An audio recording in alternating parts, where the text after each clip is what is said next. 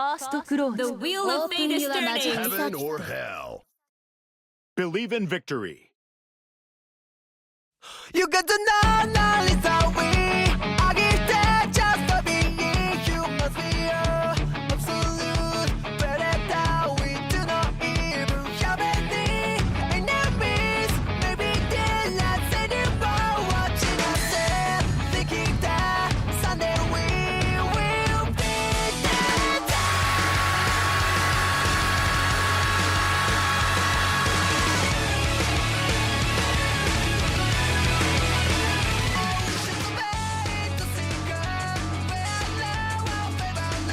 Are you ready to get this party started?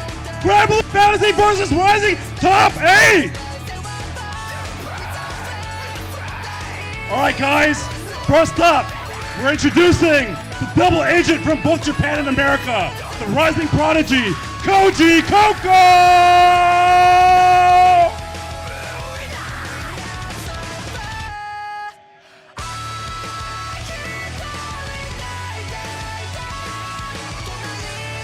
Alright, next up on winner's side, the star of Kansai, hailing from Wakayama, Japan, Old Man Coco!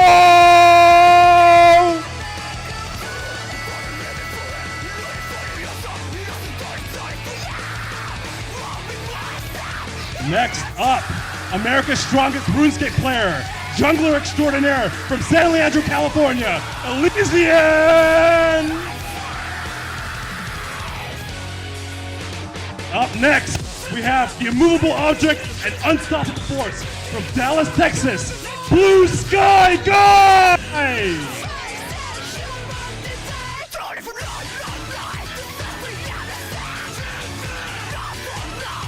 Next up, world record speedrunner, top 5 Granblue player in America, from San Jose, California, NorCal's own Vermilion!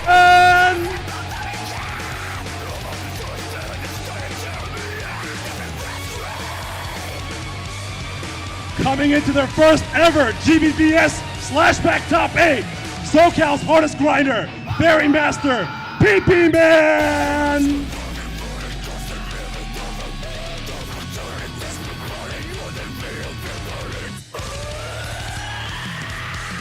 Up next, we have North America's King of Eustace, King of the Jungle, from Lynchburg, Virginia, Insurgent!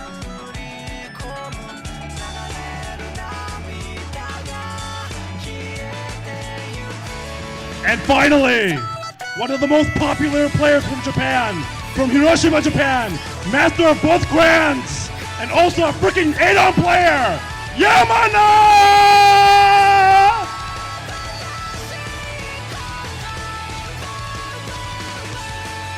All right, everybody, that's our Granblue Fantasy versus Rising Top 8. Let's kick it back to Shrubu and Jaitsu, and let's get this party started. Thank you. What's up, y'all? Welcome back to Slashback Volume 4, Niche Syndrome, here for Granblue Fantasy vs. Rising Top 8. I'm Shubu, joined by my friend Jaitsu. Let's go, what's poppin'? I'm so excited to be here with my favorite Koihime player, top 4 at Slashback, by the way, but of course we have our top 8 for Granblue Fantasy vs. Rising, and we have quite the character diversity, I think, in our top 8, right? We already saw the dash light attack coming in from Como with the Willness. We have a character without a dash light. Exactly, yeah, which is... I wonder what we got going on there. I guess it's like the 6P equivalent, right? But of course, we're seeing the Master of Grands down there in the loser side as well, Eustace, and so many others. So I hope you guys are so excited for the action. Head into our winner semis. Yeah, up first, we got Koji Coco versus Komo Rikiri. The other winner semifinals match will be Elysian versus Blue Sky Guy BSG. Down in losers, we have Vermilion versus PP Man and Insurgent versus Yamana. Yeah, so starting it off, right, we got that Belial versus the Willness up there, and the other side, that Lance versus Fossaraga. So it's like, okay, we have Soulforge, but, you know, is Lance going to be able to, you know, trick you up with the mobility and make you a little scared to finally let that 5U rock? Vermilion, PP Man, of course, that 2D versus the Fairy as well. So it's like, okay, we got large buttons, but how are we going to make our way in on the trademark zoner of Granblue Fantasy versus Rising, and Gran as well, of course, down there in the loser side too. Yeah, and finishing off with Insurgent on the Eustace, of course, with Yamana on either EX Grand, which is his main, or his counter pick of Grand, which he likes to run into zoners. Yeah. A lot of also regional rivalries going on, right? We have some Japan present, we have some NorCal, we have some SoCal, we have some Texas. A lot of very interesting matches we have coming in. A lot of matches that we didn't really expect coming into this top 8, right? A lot of upsets coming in. There are a couple more Japanese players that we really thought would make it into the top 8 that kind of lost just short of it, right? Yeah, exactly. That, like, Losers Top 24, if you guys didn't get to tune in, like, it was an amazing bunch of sets. You guys got to go back and watch the VOD. There was blood in the shark-infested waters for sure, and even in the winner's side as well. So make sure to go check those matches out and see how these players kind of got here to qualify into that top 8 spot. Yeah, and shout outs to some of those players who, you know, didn't quite make it into top 8, but historically have made great showings here at Slashback. We have Salts, you know, last year's runner-up, who just stopped just short to getting taken out by Insurgent. We had Elsa, also stopping just short of top 8, a previous Slashback champion. Yeah. So that's how you know how stacked this tournament is. Exactly. A year later, the landscape of the top 8 has changed so much, both in terms of characters, both new characters and maybe some, you know, EX versions of the classics, and of course the players themselves as well. Thinking, oh, okay, in 365 days, and some folks doing some travel, some folks really grinding up, and some folks even taking, you know, a break away from the game and really just refreshing themselves to take that grind, you know, with a new mindset. It's so sick to see as we head on into it. You know, Slashback 2026, this top 8 is going to be so sick. Definitely. And you know, some of these players, aside from where they're from, obviously who they play, there's some multi-game talents going on over here, right? If you want to dive into the deep lore, we have PP-Man, an ex-League of Legends pro. We have Como, where if you're listening from home and you're a knower, this is the same Como Rikiri from Smash 4, the Sonic and Cloud player, who has left those tides for a newer tide in Granblue Fantasy vs. Rising. Yeah, and it's kind of dope to, you know, see him get that top 8 in Slashback, a venue that, you know, is a regular as far as locals for both Smash and for FGC, including Granblue, right? So it's like, okay, I haven't made my way onto these lands before, but you know what, they seem as familiar to me as my own turf. So once again, going up in that winner's side top 8 players, making sure buttons are all good. And of course, Koji Koko as well, right? A you know, student of the game and has so many characters in this roster of his. Of course, the main that we're used to seeing is the Belial. Maybe a little bit of the Beatrix as well, depending on the matchup too. So I wonder what we're thinking as we head into this first match. Yeah, definitely.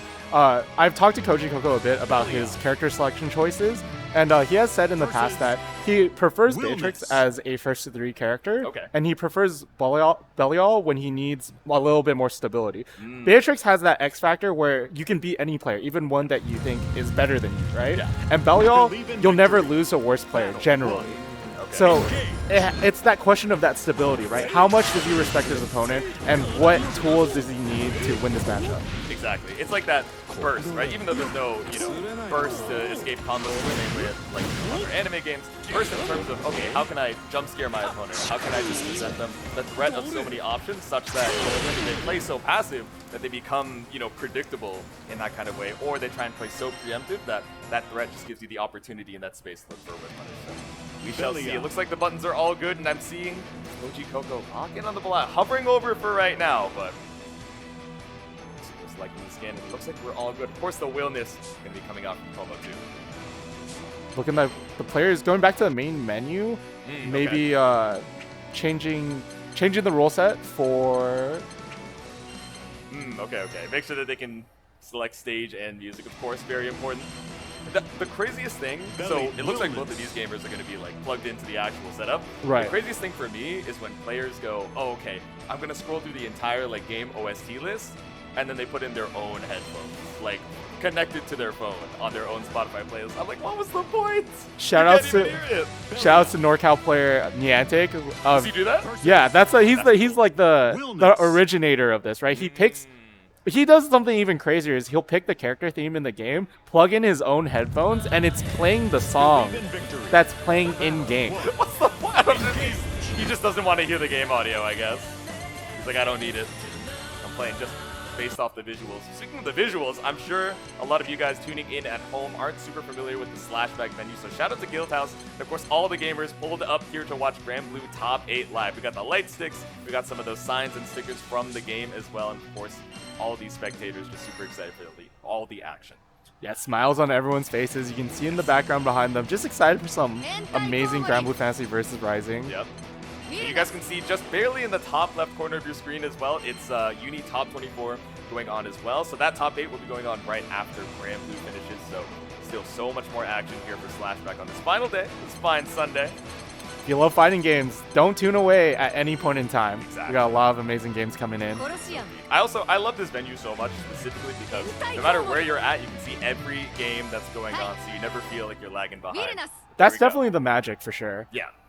All right, but no more lagging behind here. We're finally getting into it. The first set of our Granblue Fantasy versus Rising top 8. Koji Coco versus Como, the Belial versus Willis.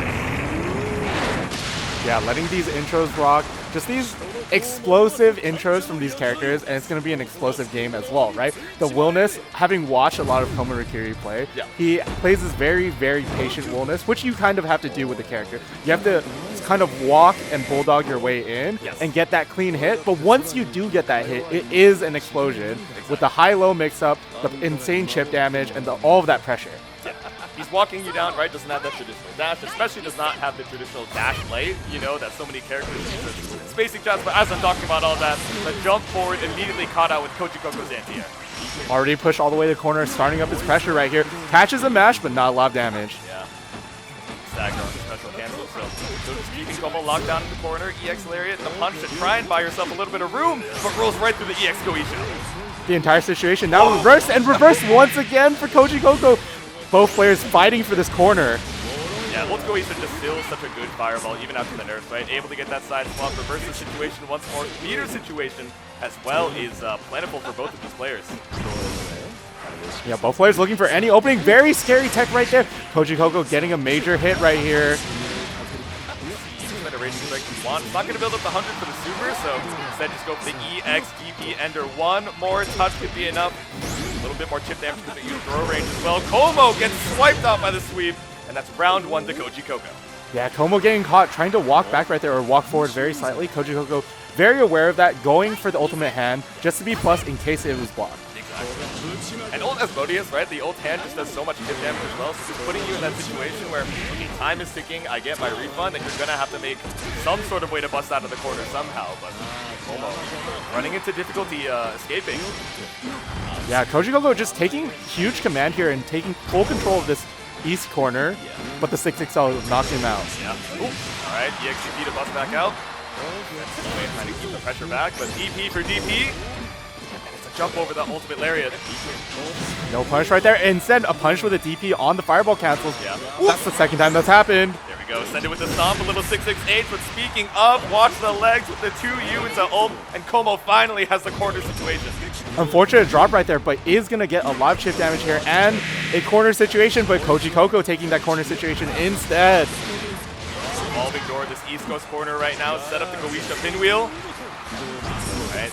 Yeah, chip now puts you in throw range. Como, be ready for the tech, but throw is lethal. And game number 1 to Koji Coco. And as a reminder for those of you just tuning in, the entire top 8 is going to be first to 3. So still have a little bit more time for Como to try and hold on here, but both players going straight back into it. Exactly. No time at the rematch screen, no deep breaths required. Right back into game number 2. Koji Coco taking control once again of the corner, but getting jumped out. Como now plus, but DP's out. Koji Coco just wants to hold on to this corner. Full DP, jumps out, swaps out, but DP for DP, and now we're back here in the mid-screen. These lariats not doing too much. Yeah, they buy us a little bit of space on block, but ends up losing our turn because Koji Coco's so content to down back until we finally get swept up. And the scary left-right mix right there stays same side from Como, getting DC'd right back into the other corner. Both players just want this corner pressure so badly. Exactly. Now 100 meter to both of their names, so any, light confirm in the mid-screen could be lethal. Have to be ready to confirm it as well. Just chipping away at Koji Coco's remaining HP. Yeah, right there, Como had the opportunity to get that kill, but instead goes into the lariat. Not sure if he's going to get the hit instead. Yeah. Oh, no, the ultimate DP, it would have been lethal, but you're not in chip damage range, so the walk forward block from Koji Coco takes a 3rd round in a row. Good patience right there. Such a scary situation at the end for both players, but one missed DP. Como being so successful on those DPs so far, and also really successful on that lariat. Oh. And finally, 4 rounds in, we have an opportunity to let the overhead rock. It's that high-low shenanigans that you were talking about, Chubu.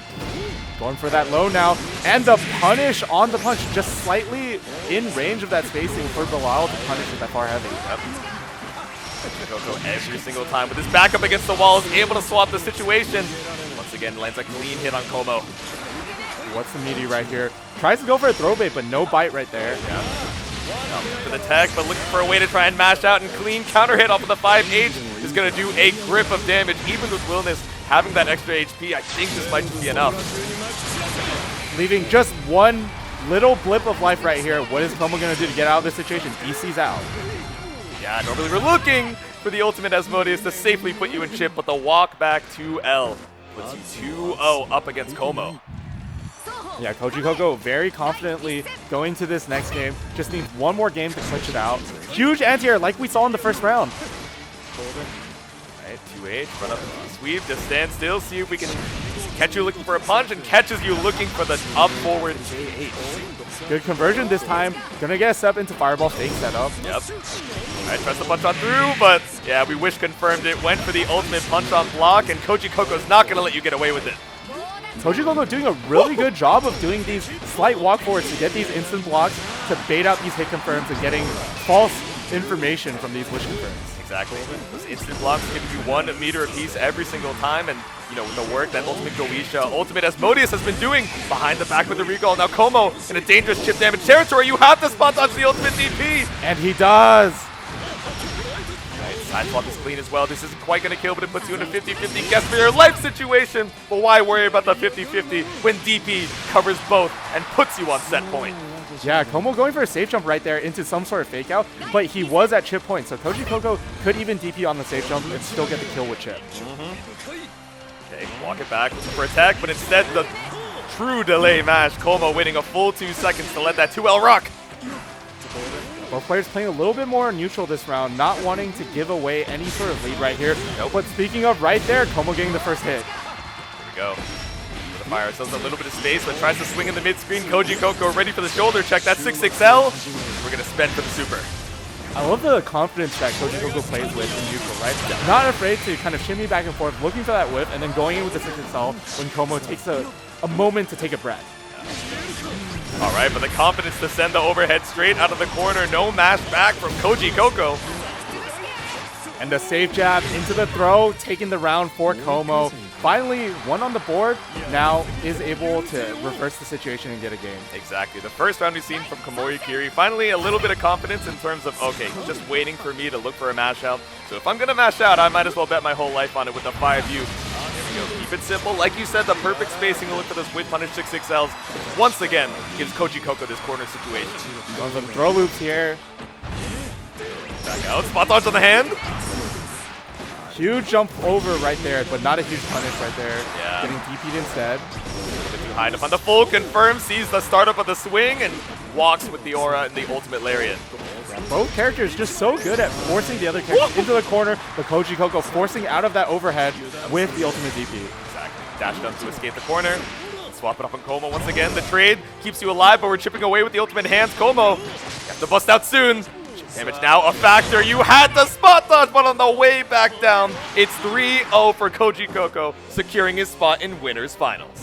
Yeah, Como still has a chance in losers right now, but right there, that ending situation was so difficult for Como to deal with, right? Because any DP, he's at chip point, any DP will kill him. And instead, Koji Coco realizing that it's sort of the wine and firm me situation, right? I know that you know that I know. Exactly. So he goes for that MDP instead, which delays the timing just slightly, that catches the instant spot dodge. Because you're looking for some animation, and you want spot dodge immediately because you don't want to get chipped. Instead, the MDP catches him on the way down. Yeah. And is that scary, giving your opponent an opportunity to, anti-air 2H you or otherwise, maybe bring that round right back? Yes, but the layer 1 is like, okay, if I don't spot dodge just immediately and you do the normal thing, I'm going to die. And I have to guess, one way or the other. It's not something that in the heat of the moment, you're at 1 HP and you're 1 hit away from being sent down into the loser's side, that you are going to have that mental and visual acuity to react to every time. Yeah, and the risk reward was really good for Koji Coco, right? Because he's up 2 games. He loses that, he still has 2 games to work with, right? So it's a very low risk for him in the grand state of things, right? In the state of the match, if he loses that interaction, he could lose that game. Yeah. But he has 2 more games to work with. Yeah, exactly. You're ahead, you can take a risk, and you can seal it out. But speaking of right? This next winner's semis that we're going to be seeing is BSG versus Elysian. So in terms of Lance going up against Vasaraga, right? You know, Vasaraga, this kind of hulking big body who's like, okay, I'm trying to look for my hit in terms of, you know, either looking for a lariat to catch you stray or, you know, especially we see a lot of ultimate fireball, right? Yes. The Instinction and setting up its Soul Forge, which gives us that armor to, you know, step on the beach and stomp on through and enforce our will. So Lance, one of these characters who, it's easy to look at him and think, oh, he is doing high-low, left-right, shenanigans mix. But of course we have the block button, we have cross-up protection in that way in Granblue. But he still has like excellent mobility to trip up his opponent. So what are we thinking? Is this going to be a, I'm going to rush down Vasaraga before he can get started, or I'm going to stay at the other end of the screen, maybe, you know, try and go for these spaced out blade impulses and trick you up on your own approach? Yeah, so I think that Vasaraga sports these like large normals, which he definitely wants to use to keep Lancelot out of range. And Lancelot has some answers to the armor with a lot of multi-hitting moves. Yeah. So Lancelot definitely wants to play at the range where he's effective, where his frame data is beating Vasaraga. And Vasaraga definitely wants to keep Lancelot outside of his range, try to get that Soul Forge up, and then start running this crazy offense that is really, really strong against Lancelot's defense. Okay. All right.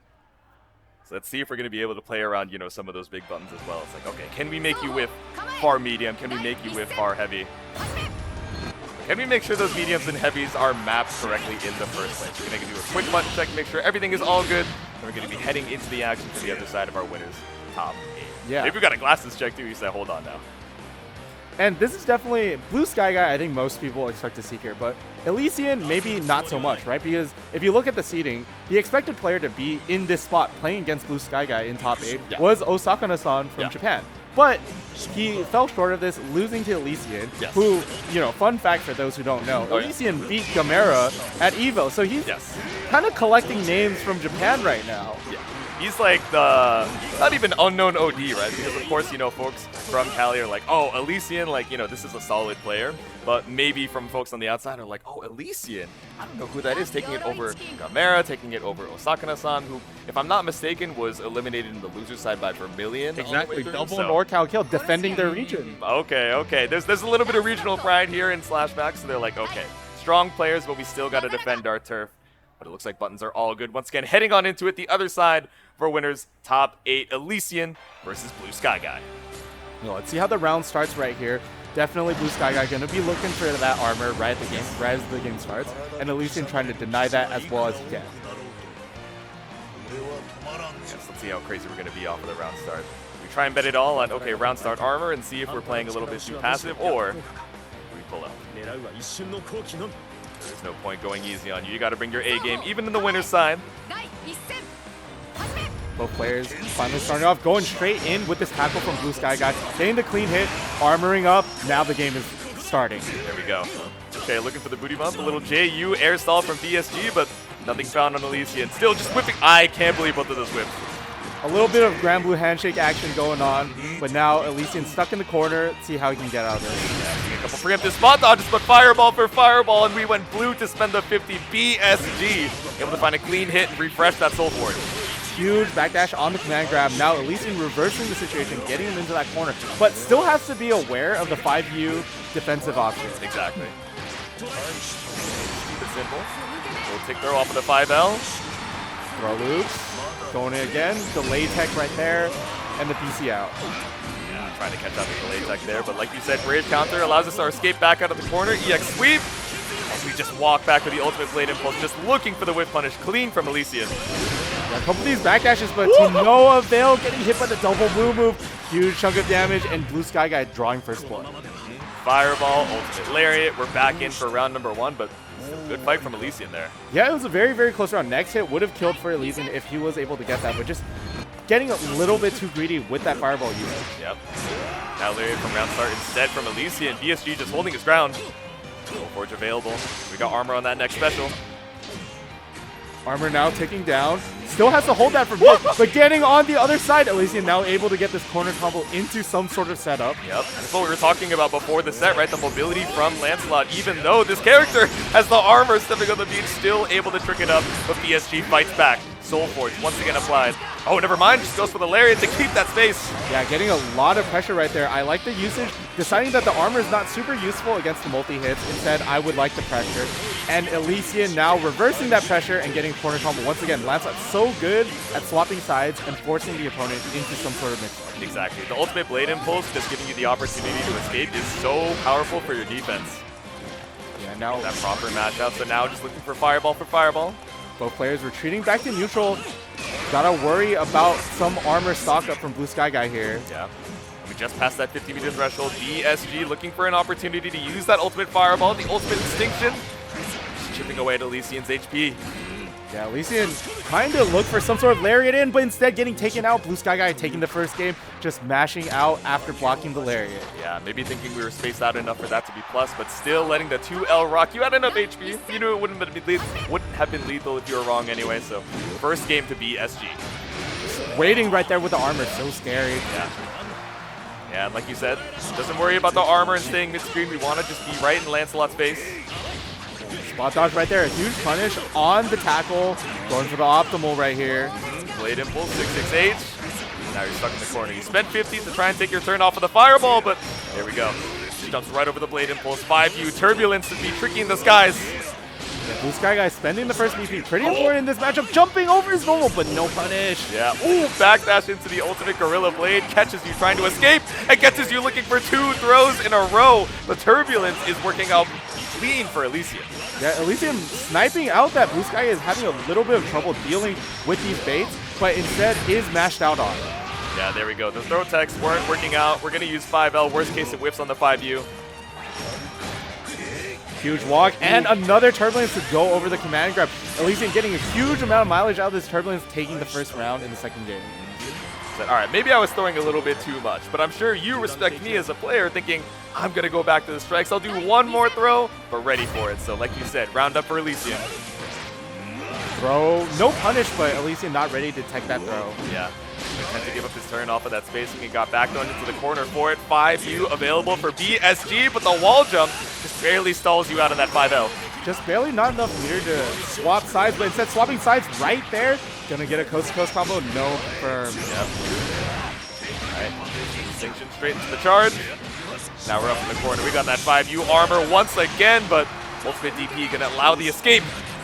Ooh, Elysian delaying his option just a little bit too long. Gets back in the corner, but jumps over the throw again. Yeah, normal jump's not going to cut it. 5U to find these call-outs on the throws, but instead, DSG, as his name implies, takes to the skies to air you and tie up the rounds. Yeah, excellent call-out on the Delta Leap from DSG. Getting that clean JM counter hit and getting a combo off of it and taking that down. Yeah, this guy in the full suit of armor, he is not the first person you think of taking to the skies to try and go toe-to-toe or air-to-air with Lancelot, but worked out so well enough. DSG passed that 50-meter threshold. Excellent catch. DSG getting caught, trying to jump out. Instead, ultimate fireballing, putting Elysian back into the corner. Ooh. Scary whip on the 5M, but instead just scouting out the 5U, takes to the skies and gets 2H for your troubles, and now stuck in the corner here for Elysian. Yeah, DSG using a lot of resources to keep Elysian trapped in the corner. Knows that once he gets out, the situation becomes a lot harder for him unless he mashes. Here we go. And you just barely build the 25 for another Raging Strike. And Raging Chain not required. BSG puts another game on the board, but Elysian just barely scraping by, making it scary. Yeah, going straight into that next game, not even taking a second to think about it. He knows what he did wrong, and he knows who he needs to deal with. Yeah, cool, calm, and collected. And we can see Elysian as, he's varying up his corner escapes. Now that he's shown so many attempts to escape with wall jump, with 5U, now just sending out Fireball as, PSG tries to walk back and put himself at perfect anti-air spacing. And doing a lot of these jumps, trying to catch, catches him tagging. Big starter. Yeah, you're not going to build 100 off of this, but instead just end it with the 5U stuck in the armor, and UDP buys an escape, but look at all the HP you have to make your way through. Yeah, he's going to need like 10 throws right here. Yep. 9 more. Keep it going a little bit too early. You were 2+ for your own good off of the Fireball, and BSG back throws you to set point. Yeah, such a tragic situation. Elysian looking pretty good right there on making a comeback with those throws, but just a little bit too early and gets caught. Bending back down. No anti-air, but no combo once he lands. Yeah, I think you were just a little bit too late on that 2H, but I think even Elysian wasn't ready for that to, not be an anti-air counter hit. Speaking of counter hit, mash out on the 5L. Once again gets you the escape with the ultimate Gorilla Blade. Gonna get a fireball set play right here from Elysian. Yep. Alright, wait it out. Ooh. Goes for nothing and gets back thrown into the corner for his troubles. And the plus on whiff. Go, not ready to try and challenge BSG. Find a swing at the skies. And we send it with the booty bump. It's not lethal just yet, but put one more thing on the brain as Elysian fights back for his life. The wall cling gives you one more chance to live. Yeah, hopefully he is able to go into some sort of fireball set play this time. Yeah. Needs some kind of lockdown to keep Blue Sky Guy guessing. No, and didn't build up the 50 and gets back thrown for your troubles. BSG takes it clean with a 3-0 to move on to winners finals up against Koji Coco. Yeah, it's such a lot of tragic accidents coming in from Elysian that led to such horrible situations, right? He had the full momentum, had the pressure going, had the throw loop coming in, but then misinput his throw just very slightly too early, gets back down in the corner, and then suddenly you're holding Vasaraga pressure. Exactly. The back throw is scary for like any character in Granblue. Of course, it's like, oh, I have rapidly lost all the momentum that I gained pushing you over to the corner, maybe spending some resources to get you there as well. And maybe, you know, a character like Lancelot, you're like, okay, if I can spend 50 meter and find a successful match with 2L or with 5L, I have my ultimate, you know, Blade Impulse to try and escape. But finding that against Vasaraga, especially when he has that opportunity to set up Soulforge, and you're betting your life on, all right, command grab versus him continuing to strike me, it's easier said than done with a health pool like Lance.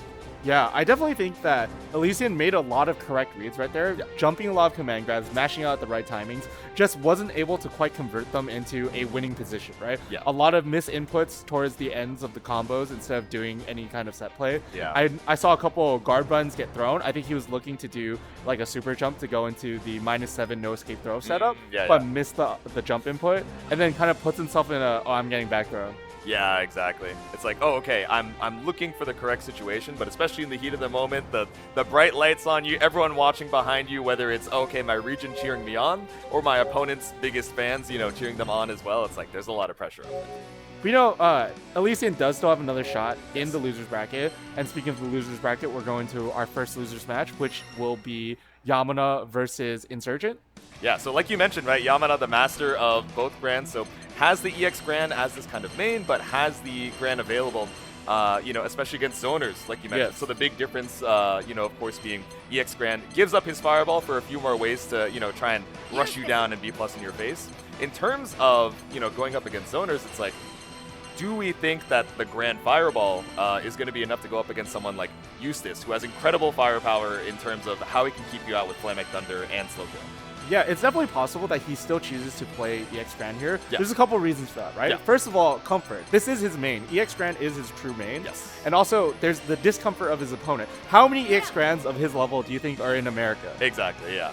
Like, I've seen a couple. I've seen Crystal Hawkray kind of messing around with the EX Grand. A few others that just barely aren't coming to mind right now, but, you know, maybe I'm distracted by these beautiful stickers over there in the crowd. I see the smiles on all these gamers' faces, and they're excited for some more Granblue action, but our gamers are excited to make sure our buttons are all good before we head on into the main event.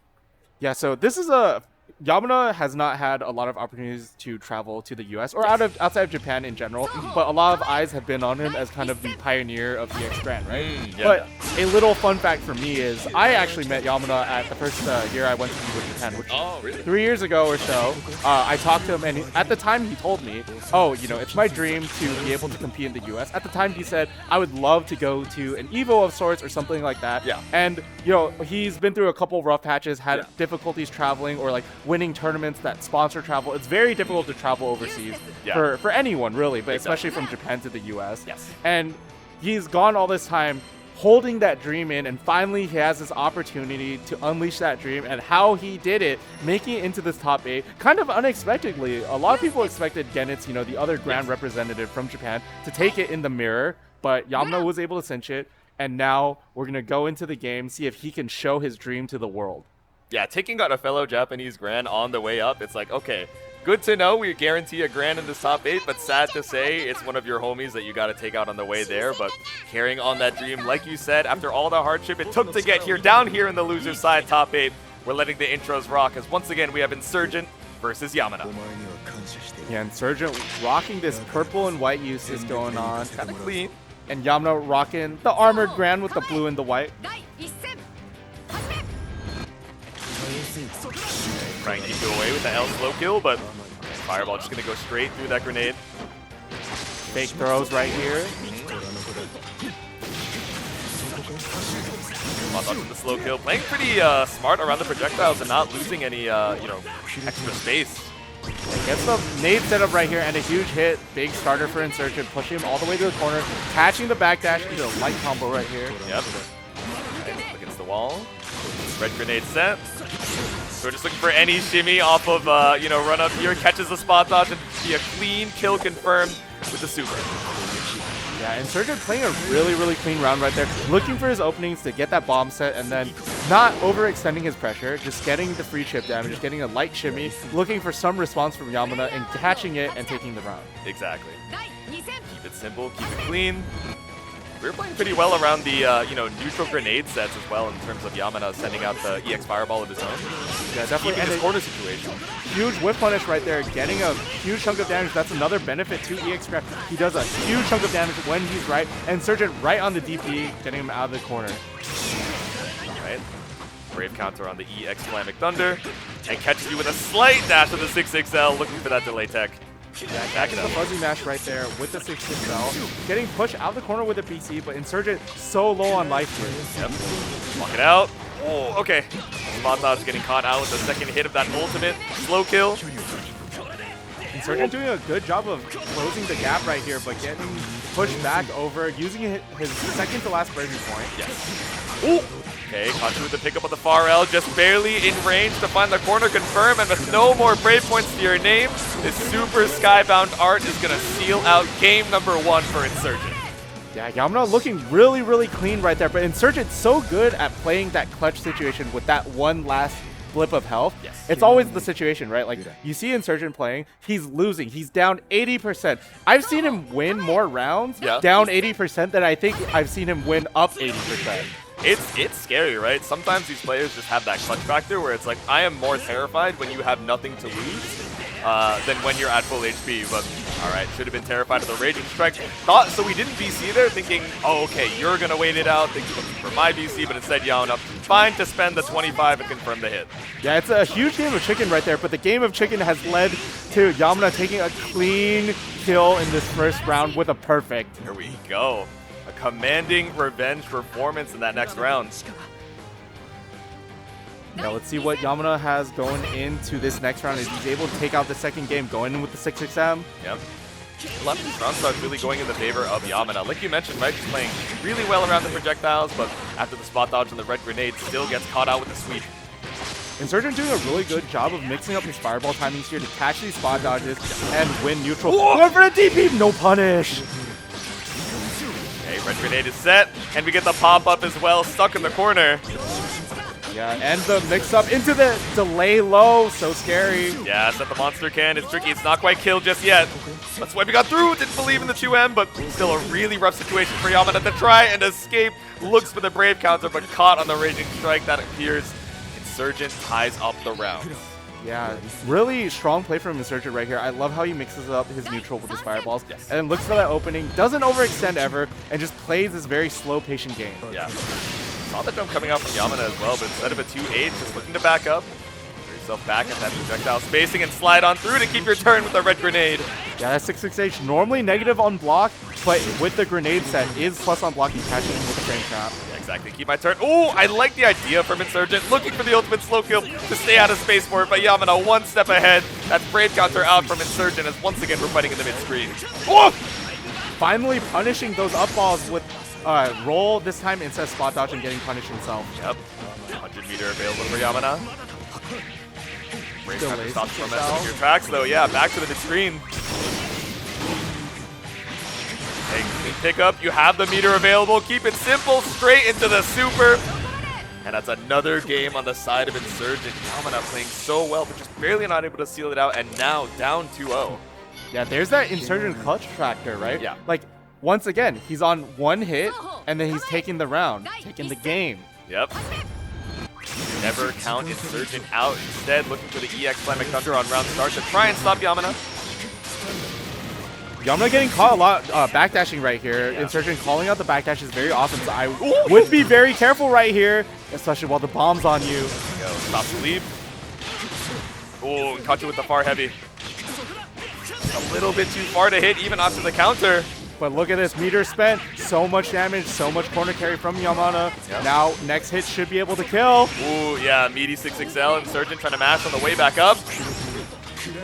Right, a little bit too far for that hit confirm. But Insurgent still trapped in the corner. Yamana, a lot of bravery points up. Getting caught in the backdash yet again, not a huge punish. But Far L, Raging Strike, Raging Chain, keeps it simple to put himself on set point. Yeah, right here, Yamana kind of overextending quite a bit, getting a little bit impatient. He knows his tournament life is on the point, just wants to get something done, and Insurgent smells that, right? Insurgent is so good at playing patiently and looking for his opportunity, like with the up balls from the 668. Yeah, I was wondering when we were going to see Brown start EX Loco, right? Just such a tricky way to stop you from jumping, stop you from approaching, and not only that, stop the anti-fireball attempts in their tracks. Yeah, right there, 6XM gets walled out once again by the far H. Alright, Contra with the ulti. We're just going to go for the refund routing here, up against the wall, combo limit triggers, and with the blue grenade and Flammic Thunder, Insurgent, stop, One final mix-up at the end. He said he didn't block my grenade. I'm going to do a little bit of a mix-up here, because I haven't had my fun yet with this guy. We actually got like IRL strike throws. I wasn't sure how that was going to resolve, but I do know that Insurgent has made his way into the losers' quarters with a commanding victory still.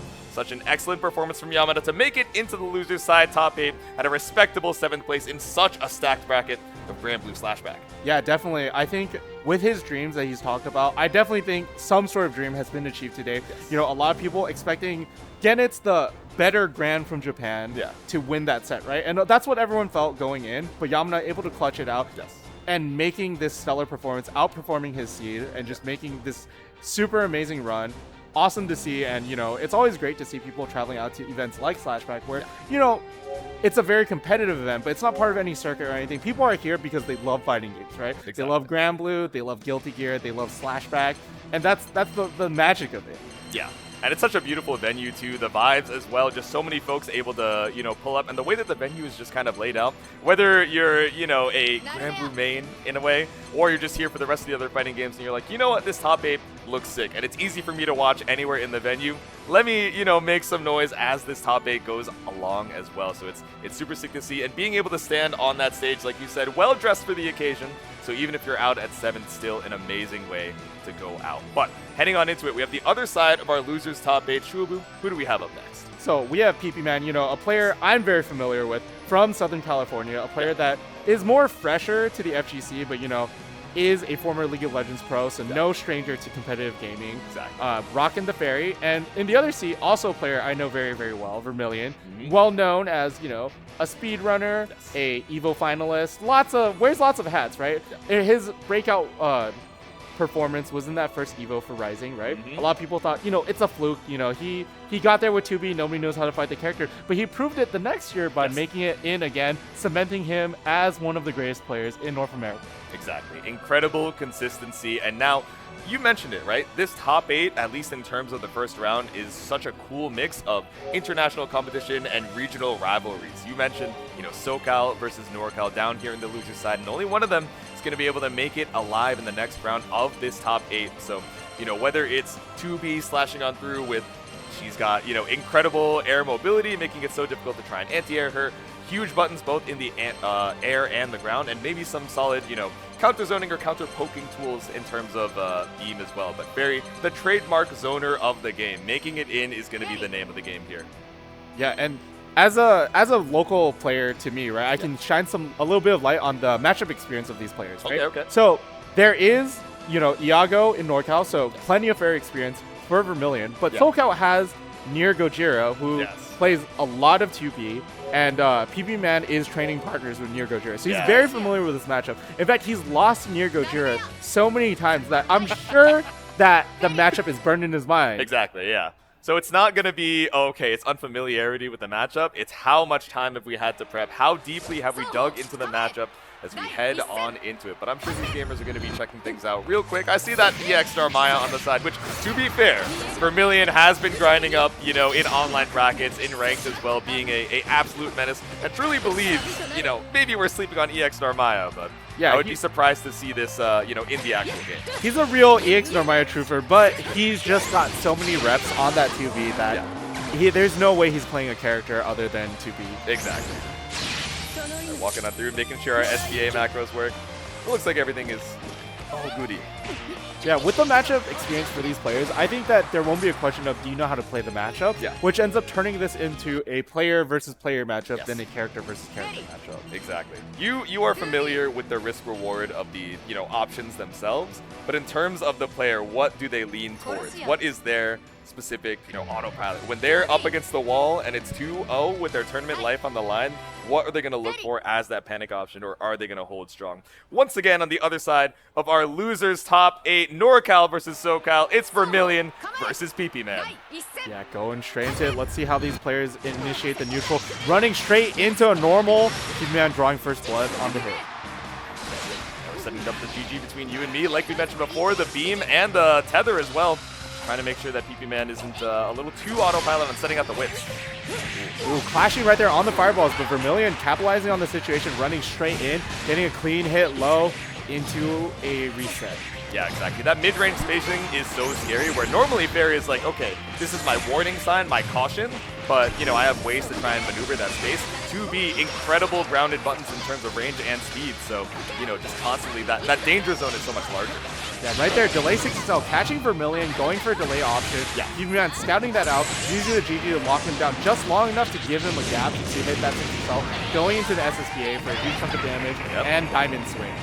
Yeah, there we go. We're stuck at that one bravery point situation, and now down to 0 BP, 50% extra damage, but it doesn't matter when you land lethal with the dash 2L. Vermilion with the first round. Yeah, Vermilion getting a lot of mileage out of just sending it with the 6-6, with the 6U, just going straight ham, going straight in, trying to rush PP Man down.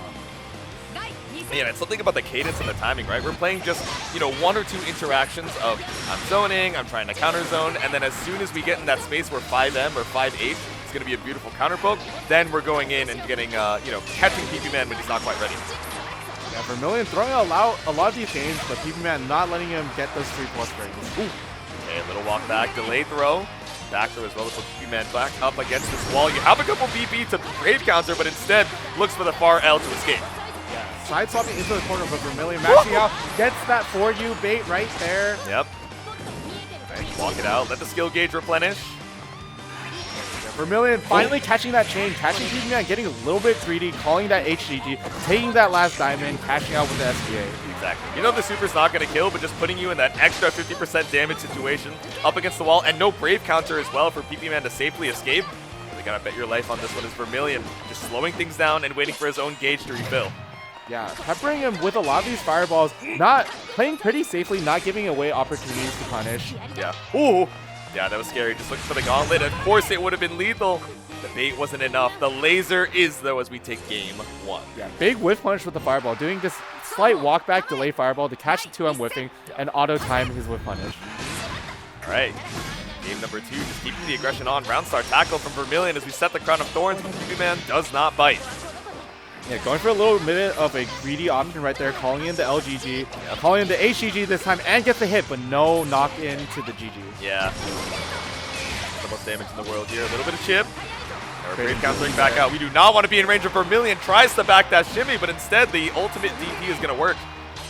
Yeah, now PP Man stuck in the corner early, taking a lot of throws here. Vermilion may be able to scout that out, getting the 4U, but getting mashed on by PP Man, getting swapped back into the other corner. Yeah, parry worked, but it wasn't enough to cancel that next interaction. Now just keeping you locked down with 2 lows in a row.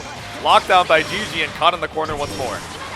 Ultimate GG just getting the guaranteed chip damage right here on the reset. Yep. All right, run it up, 5M.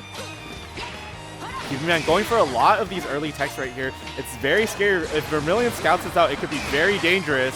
Yeah, SSBA put through the 0 BP situation. PP Man aware of that, so fine to spend the BP for the inful, or the guard cancel rather, but it doesn't matter as run-up SSBA takes the round. Yeah, PP Man going for that chip out right there with the MVP, but Vermilion going for a very, very delayed SSBA, able to clutch out that round. Yep.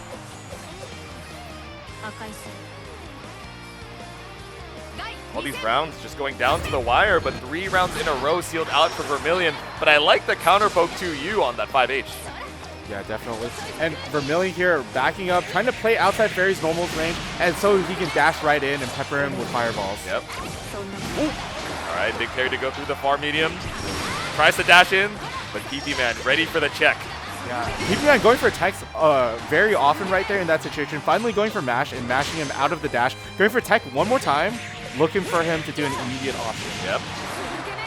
All right, run it up, tries to throw, but instead backdash works out for PP Man. Doesn't quite get you out of the corner, but GG helps the escape. A good spot dodge on the tether. Huge ultimate DP, catching him on the jump in. Ooh. To you, but no cancel, and Vermilion gonna punish you for the greed. Immediately mashes back out with the medium, and Raging Strike confirms a second game in a row. I really like Vermilion's usage of Fairy's frame data here, right? Yeah. He's mashing out in sort of minus situations, but because he's so much faster, he's able to get the counter hit right there. And he's also looking for opportunities to run in and hit that for you to catch your normals, but also hitting that chain finally and catching a corner combo. There we go. Shout out chain shift. Caught up with the 5L once more. Get a little bit of that skill gauge back and throws immediately, putting PP Man in this 50% HP situation. Strike throw right here from Vermilion. No clean hit right there. No hit confirmed. But just peppering him with a lot of pressure and getting that hit on the misinput 2-1-4. Yeah, I can't imagine the EX loop is what you were looking for there. Out of range and, scary as a, preemptive move. So PP Man off that misinput. Now with Vermilion on set point. Yeah, Vermilion playing a lot of these round starts by going in. Let's see if he opts to do something differently this time. Going straight in instead, but is caught rolled. All right, big whiff on the EX Beppo, but no punishment for Vermilion. Maybe thought we had time for that 5H. Whoa. Man, catch him with the fake out with the HGG. Gets a slight poke, but no major damage. Okay, roll through on the tether. Huge jump in right here. Gonna go into the ultimate hula hoop. Thumb set play with the GG, but drops it! Oh no, a little bit late on the buffer for the close medium, and now dropping that is so rough, not only for the damage left on the table, and now you're getting throw looped in the corner. Tries to mash your way back out, but it's 5M counter hit starter. Vermilion quickly tying up the life lead. And now you gotta hold all of this. The chain going for the 2H to fake him out and getting a major combo here. Cash out into the SSBA. Will it kill? I'm leaning in. I got the gamer 45 degrees, but it's not enough just yet. Big spot dodge on the bomb. And the ultimate DP to get him off of him. Big whiff. A lot of spaghetti right there, right at the end. But Vermilion able to get that jump in finally and seal out the round and the set 3-0. There we go. Spooky on that 1 HP situation. Knows that if anyone can bring it back, it's PP Man. But like you said, these air buttons, it's Sky dominance coming out from 2B, right? It's Vermilion staying alive in the loser's side, who I believe is going to be fighting Elysian up next in that loser's quarters. But of course, on the other side, we have that other side of loser's quarters coming up next. So it should be a solid set. I know it's going to be Como on the Willness, but I'm forgetting who their opponent was on the other. Let's take a check at the bracket. It should be Como versus Insurgent. Now that is a matchup. I've watched Como play a couple of these other Useless players so far this weekend, but not Insurgent. And this is kind of like very similar schools of thoughts, right? Because Insurgent, definitely a very, very patient player, a very patient zoner. We've seen that in his set versus Yamuna. And Como, also a very patient, bulldoggy Willness, right? He's looking to walk in, get his one opportunity. He's content with down backing for forever, basically, until he gets his 2M hit confirmable into the ultimate punch that lets him side swap, and then now you're holding his corner mix. So this is kind of a test of both players' patience, right? Is the peppering of projectiles gonna tilt Como just enough that he makes a mistake in neutral? Like the common thing of the slow character versus the zoner is you have this meter, right? Not a meter in the game, but meter in your mind. Exactly. The rage meter, the tilt meter, where the moment you get hit by enough fireballs, you're forced to block enough, you start making mistakes. And that meter sort of refreshes when you get that clean hit, like with the 2M, and you start mixing them. You're like, oh, I'm happy now. I'm hurting the zoner. But we'll see if Insurgent is able to kind of force that meter to build too much, such that he's able to win the game off of the neutral. Yeah, I feel like years ago, I would hear people call this like the mental risk. So risk in terms of like the, gauge that you build up from blocking you build into your series. Right. But now I feel like people would just call it like the mental rage bait gauge. Right? It's like, okay, I've been blocking fireballs this entire time. This guy hasn't even hit me. It's been 30 seconds, and I'm still down 25% of my HP. If it continues like this, it's going to time out, and I'm never going to have made that hit. But like you said, it's Como finding these opportunities to jump scare Insurgent in a way that's not predictable. You know you're looking for the lariat. You know you're looking for that mash out 2M in the corner and getting that side swap.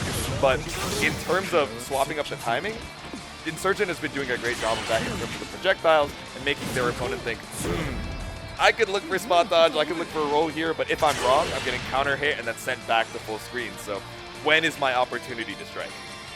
Yeah, definitely. I mean, Como really amazing at finding these opportunities, and Insurgent really amazing at denying these opportunities. Yes. Unstoppable force versus the immovable object, but it looks like our buttons are all good. Both players looking very, very locked in over here on the cameras.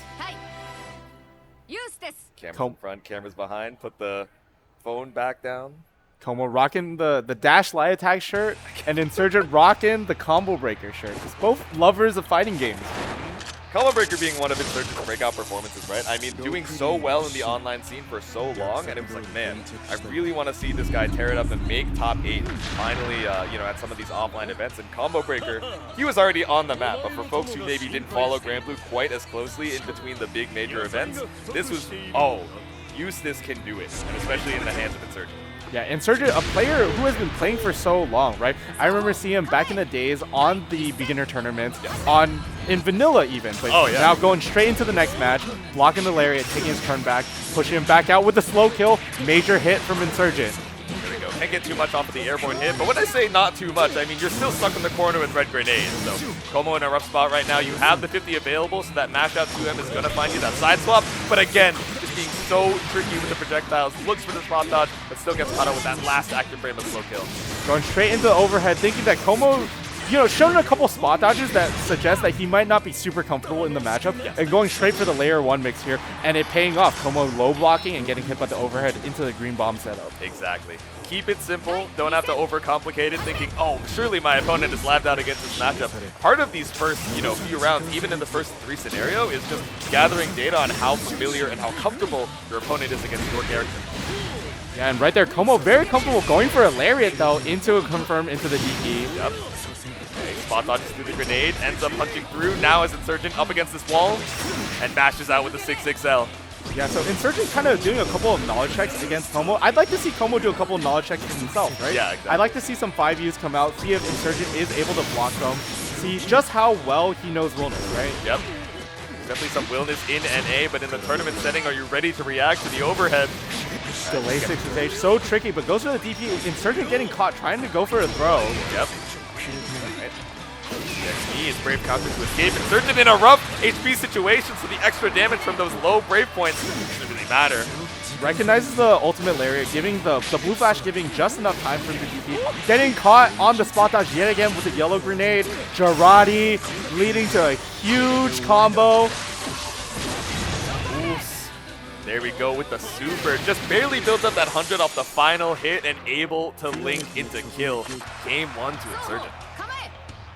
Yeah, let's see how Como responds this game too. He might need to slow it down just a little bit, but instead of slowing down, goes for a lariat into a DP. He says, no, I just need to get in, get my 1 hit. Exactly. I'm jumping in, I'm taking space, the feint on the close combat. Yeah, Como learning the matchup as he goes too, right? Going for a couple less of these spot dodges and rolls, looking for guaranteed situations, but spot dodging yet again, very scary situation, no bomb. Yeah. You know, Insurgent's going to be looking for those baits, but we're playing a lot better around the ultimate slow kill now, just waiting for that first hit to whip, and then spot dodging on the second to take our turn to the EX Lariat. It's definitely worked out in the space, but ultimate slow kill works once again. Yeah, sweet whipping right there, but the 2M not whipping, instead getting the ultimate punch into a huge combo, bringing him all the way to the corner. Yep. All right, dash up, try and bait out a Brave counter attempt, but Insurgent content to wait for a guaranteed opportunity, and it works out well with the yellow grenade. Yeah, there's a Jarate coming in once again, baiting out the spot dodge, getting a huge hit into the SSBA. I'd like to see it for our entertainment, about to build 100, so reversal SBA could be a factor in terms of lethality, but you know Insurgent's looking for all of these bust-out options. Insurgent is up BP right here, able to spend it liberally to keep Como locked down, getting very close to chip damage here. Yep. Ooh, and I love the charge on the slow kill, like you said, changing up the projectile timing to make your opponent scared to look for the spot dodge, but not afraid of the ultimate punch, which puts a round on the board for Como. Yeah, Insurgent trying to backdash right there to make a little bit of space, but Como catching it with the ultimate punch, unfortunately, and getting a huge chunk of damage. There we go. Just run up, set the grenade, and we roll on through the slow kill. Big throw into the whiff low. Very tricky situation, but Insurgent not quite biting. Again, waiting out these spot dodges, like you said, just wait out the yellow grenade and counter hits you almost to the other corner. Throw from Insurgent, putting him into the corner. I like Insurgent's usage of these non-EX versions of specials, right? Because the H versions of the specials are always plus, but sometimes if you charge these lighter versions, they will also become plus. So he's using these situations where it's not guaranteed, but he's sure that you're too scared to match, so he's kind of cheating out extra plus there. Exactly, and it's like you mentioned before, right? That mental risk, that mental rage rate meter. Oh, I let my opponent get away with something that's slow, and I can have an option against. But the way that he's weaving it has made Como just so afraid to look for those matchups. Yeah, definitely. And Insurgent just playing around it so well. Going for the EX move just at the moment when Como might mash out. He thinks that Como has had enough of it, like right there. Woo! Okay, big whip on the close combat sweep, but not quite a punish from Como. Looking for the DP, but Insurgent content to down back and find his punish. Yeah, and Deuce is getting a ton of damage right here off these DP punches, but Como about to get a huge amount of damage off of his sweep starter into the off-screen mix. What'll it be?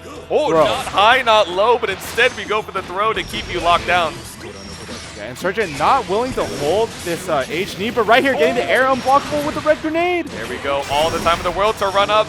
Drops because we're just a little bit too far for the close medium, but we're not going to drop it now. Insurgent up 2-0. Yeah, Insurgent really catching Como a lot on these unfamiliarity with these fireball situations, right? Getting a lot of air unblockables on the jump in, and a lot of these delay fireballs, delay situations, catching the spot dodges with the yellow grenade. Yep. Yeah, and like you mentioned, right, we're seeing the counter hits on these EX moves, just leaving just enough of a gap for Como to think, oh, okay, it's my time to shine. Yeah, but big 60 right there into the lariat, catching a counter hit, but Insurgent finally letting that DP rip, getting the side swap, putting Como back in a defensive situation. Yep. And in a way, that's kind of a win for Como, right? Spend the 50 instead of using it for, you know, ultimate slow kill, ultimate Flamic Thunder, but still stuck up against the wall here, so how are we going to escape? Tricky meeting setup right there. Still plus right here. Going for the shimmy. No bite, but instead catches him trying to press that 2M at that max range.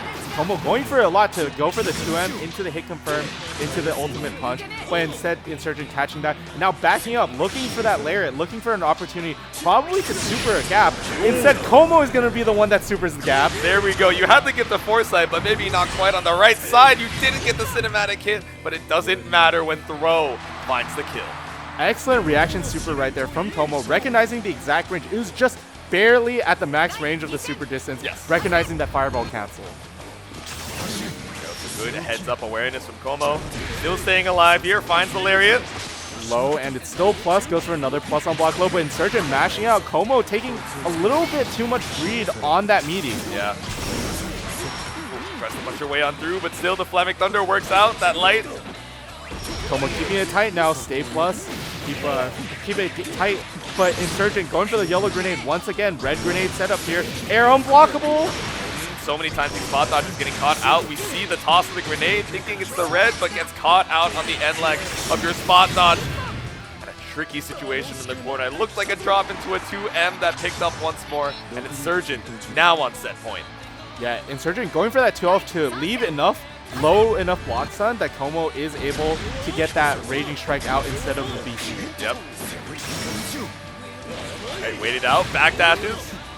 DP once again. Como getting used to the ranges now where he's able to reversal these special cancels and getting a huge anti-air hit but slight drop due to the height. Yeah. Still solid damage off of that 5-8 start. Red grenade once again, the anti-air into the ultimate slow kill. Charge up slow kill once more. Do I want to be plus so bad? A little bit too far to confirm, even with the 6XL link.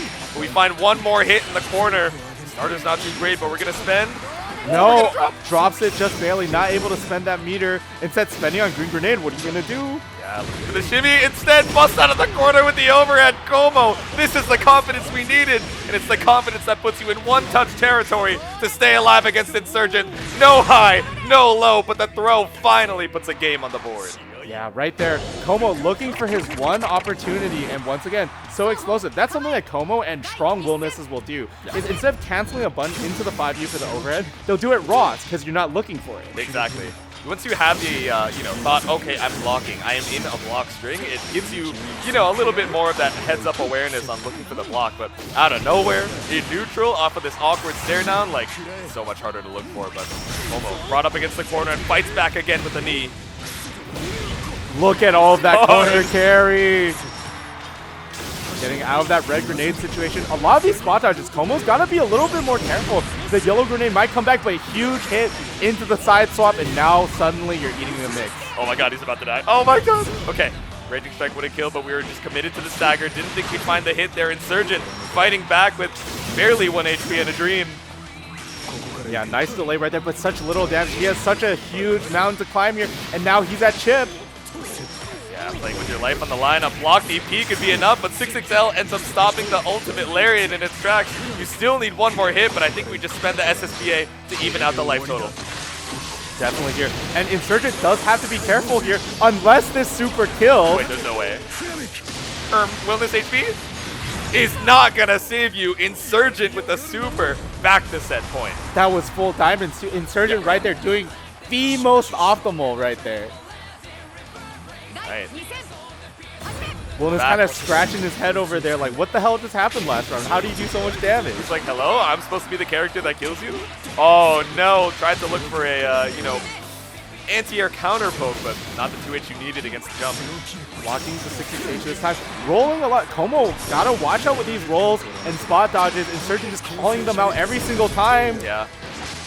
No punish on the ultimate punch, but doesn't need it. He's still locked down in the corner with the slow kill. Charge Flammic Thunder. Yep. There we go. Finds the slot dodge on the red grenade. Rolls through for the 2M, and it's side swap to put Insurgent up against the wall. You have ultimate DP to try and escape, but if you're wrong, you are going to be eating your entire life. JH on the top rope. Keep it simple, Como, and put a round on the board. It's so scary. Como is getting hit all round. Getting hit by Yellow Grenade, getting hit by Slow Kill, getting hit by Flammic Thunder, but none of them are doing a full combo. Yeah. And he just needs one hit into the side swap, into the mix, and the round is over. Yep. It's a character you can never count out. It's something we say about Beatrix and especially about Willness trying to charge on through, but that's brave counter to escape. Insurgent dodging through the punch. Baiting out that DP and now putting Willness in this throw situation. Finally goes for the throw with the red grenade. Really like Insurgent's selection on his set play. Dialing into the game. There you go. But you potentially in throw range here. No. Still needs a little bit more chip, but who else to dish out chip but Insurgent on the Eustace? But it doesn't matter when 6XL finds the kill and eliminates Como at 5th. Yeah, so right here, I think traditionally against Eustace, spot dodge is a decent tool in a lot of situations, right? Yeah. But against a player of Insurgent's caliber, he's definitely come prepared with counterplay to that. And he's scouting out this spot dodge roll habit from Como, which a couple of times he was able to punish, for example, the ultimate slow kill, right? And with that 2M or that ultimate lariat. Yeah. But most of the time, he was catching a lot of these spot dodges with these delay fireballs and hitting him and getting major hits. Insurgent just really calling out this kind of like knee-jerk habit against zoning. Exactly. Just doing so well, tripping up Morikiri, in terms of how am I going to make my way in when we're swapping up the timing of these projectiles so often, but still. Incredible work, a solid 5th place performance, so one more time we got to give it up for him, tearing it up on that top 8 stage. Yeah, definitely. And it's always nice to see these players that have kind of like faded from history for a little bit, right? Because this is definitely a player that, has been known for so long by a lot of people who have enjoyed a lot of these games, right? Like I used to watch this guy's Sonic in Smash 4, this Cloud in Smash 4. It was a lot of fun, and I think Willness actually translated very well, right? This kind of patient, I just need my one hit gameplay from Sonic. Where, I mean, some people may differ and call Sonic more of a zoner, but he is really the kind of annoy your opponent by bulldogging until you get that one clean hit. Although we're talking maybe a little bit too much about different games, so let's talk about the next game, which is Vermilion versus Elysian. Oh, yeah. And I know it's the button check. I see smiles on both of their faces. He's like, there's no way you're rocking the EX Narmaya against me, right? He's like, I got to make sure my Brave counter works, bro. He's turning back to the crowd. He's like, you want to see EX Narm? I'll do it. I'll do it for the one time. They're like, nah, bro. Just put the 2B in the bag. Yeah, and both players just, very like NorCal, so they have a lot of fans here, a lot of friends here. But also like, you know, we can talk about the venue itself, right? Yes. Vermilion runs the Guildhouse local every other week in Guildhouse. So if you think about it, it's kind of the home turf advantage. He's been in here for maybe like 30% of the last year, right? Of all time during the last year. He's been here for all of that time, running events, you know, shout out to TOs everywhere, right? Like, it's really awesome that he's a top player that wants to give back to his community, hosting events, you know, talking about the game, teaching people the game, and being like overall a very positive type of player, I would say. Yeah, exactly. This is a pillar of the community in so many ways, right? And, you know, of course, the classic stereotype, oh, this is just the TO. I don't have to worry about him, right? When your TO is tearing it up in losers top 8, it's like, wait a minute, hold on. No, look at that smile, bro. He's hovering that EX Narmaya as if he's not going to put the 2B in the bag. Yeah, just, we get it. She's strong, but your 2B is stronger. Wait, actually, it might have been Elysian hovering the EX Narm. Maybe he was like, all right, you want to mirror Narm? Just like for the one time, he's like, just because it's first to 3 doesn't mean I'm not, you know, taking this one seriously. So once again, the other side of our losers quarters, Vermilion versus Elysian. So yeah, this is definitely probably a matchup that NorCal is very familiar with. These two probably playing very often, and Vermilion very often taking it over Elysian. Yes. Ooh. Yeah, saw the EX flash, the golden glow, and maybe looking for the spot dodge, but instead the Crown of Thorns gives you all the time in the world to find the punish. Yeah, Vermilion getting a lot of lockdown on Elysian in this corner, going for these throws, taking his free damage from these delay tags. Ooh, there we go. Sets up the Volt into 5M, Elysian trying to find the escape, maybe a jump out of the corner, but Vermilion, with the combo limit, still needs one more throw for a perfect. Yeah, but is able to take quite a slow perfect, but it's still very strong gameplay from Vermilion, locking Elysian down in that corner, jumping with him when he jumps to deny that Delta lead. Alright, take to the skies. We haven't seen a bunch of double jumps just yet, but maybe just trying to see if Elysian's looking for the anti-air. Instead, taking to the skies himself with the air-to-air JL. Yeah, catching Vermilion finally trying to double jump, but unable to block during the double jump. Elysian catching with the JL. Yep. Mashes out, said that blade impulse a little bit too close. It's not going to be your turn now.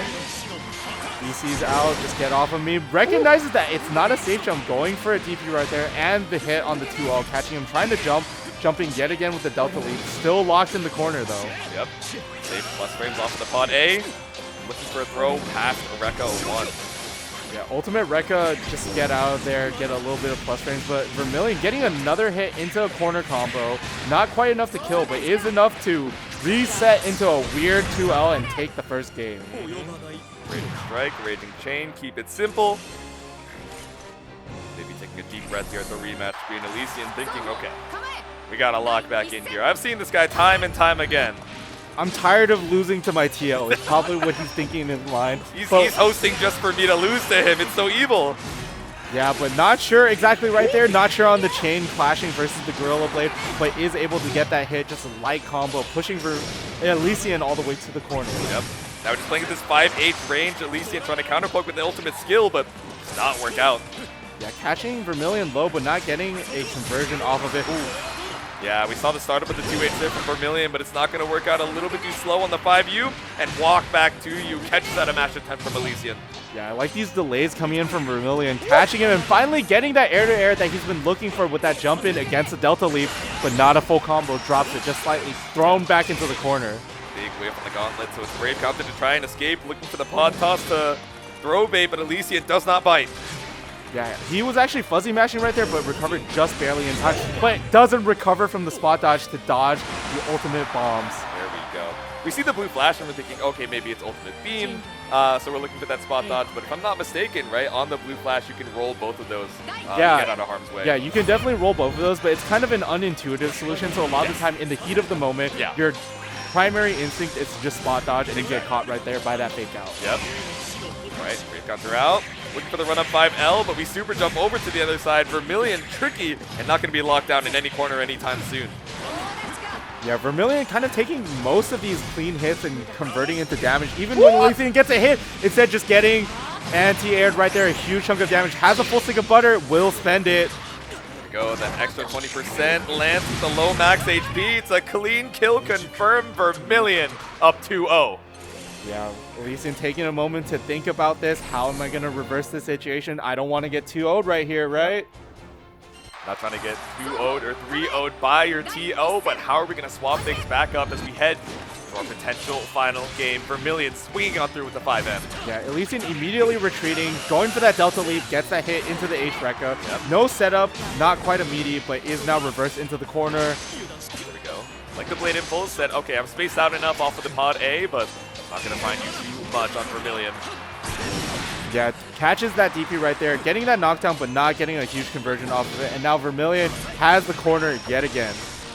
Go Crown of Thorns, the instant detonate, but Elysian find it down back and wait it out. A little bit of chip isn't the worst thing in the world.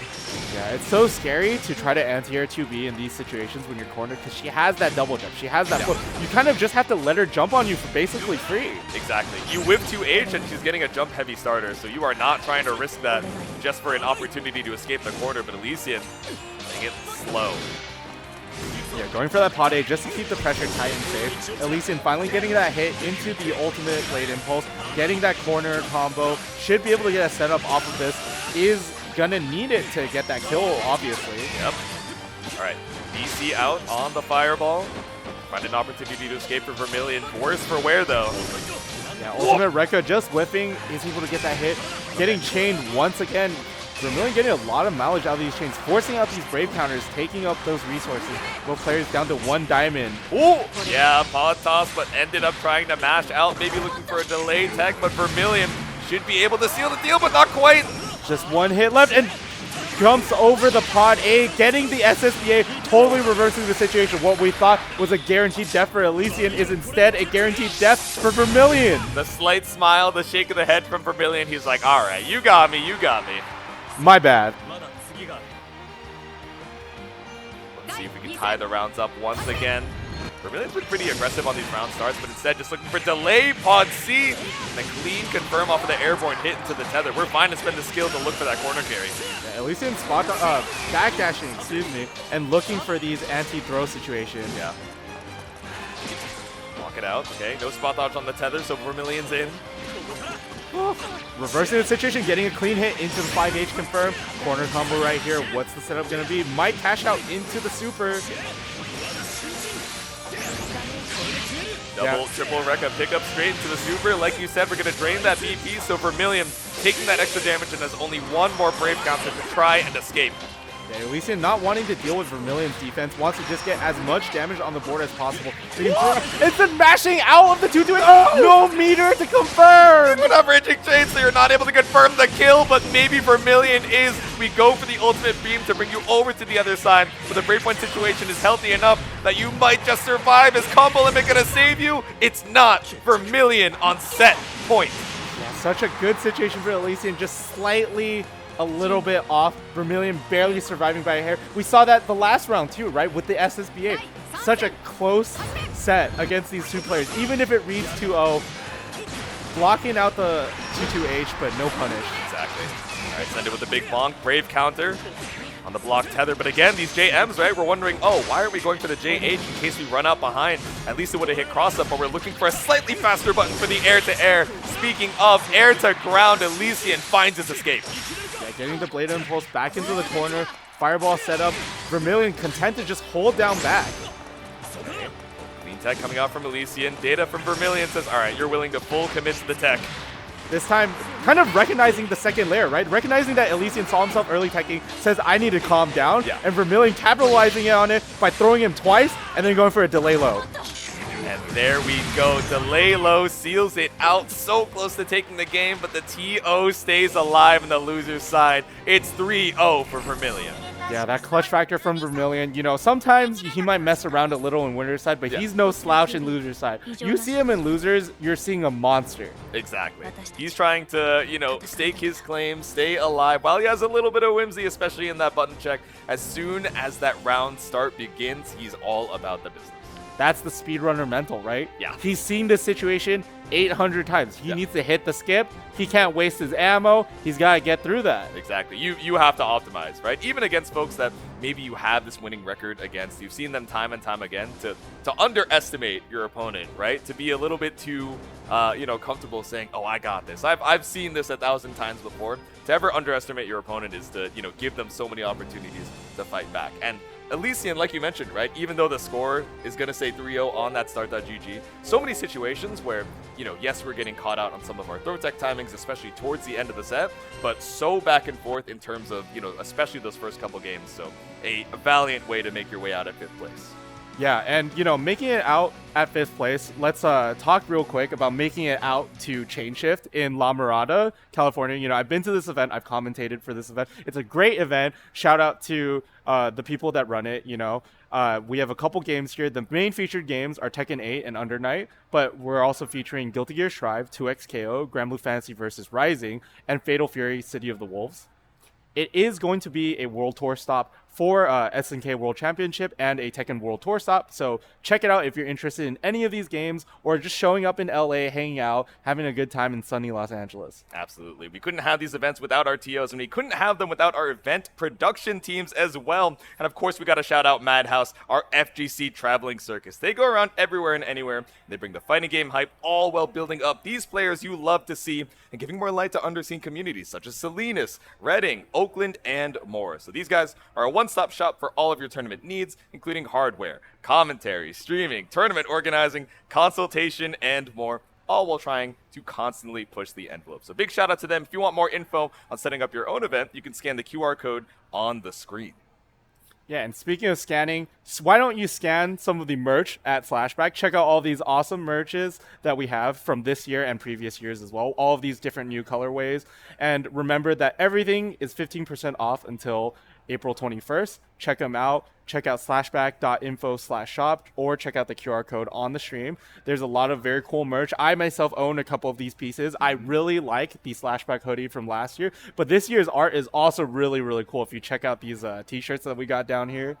Yeah, it's super sick. So slashback.info/shop. And I'm excited to get a little bit of that merch myself. To be honest, I might need a little bit of a break to, hop on my phone, order it so that by the time I head back to the East Coast, it's right there at my door. And you guys might need a little break to stretch, grab some water, and be excited for our winners finals coming up next, Koji Coco versus BSG. So don't go anywhere. We'll be right back with some more Granblue action.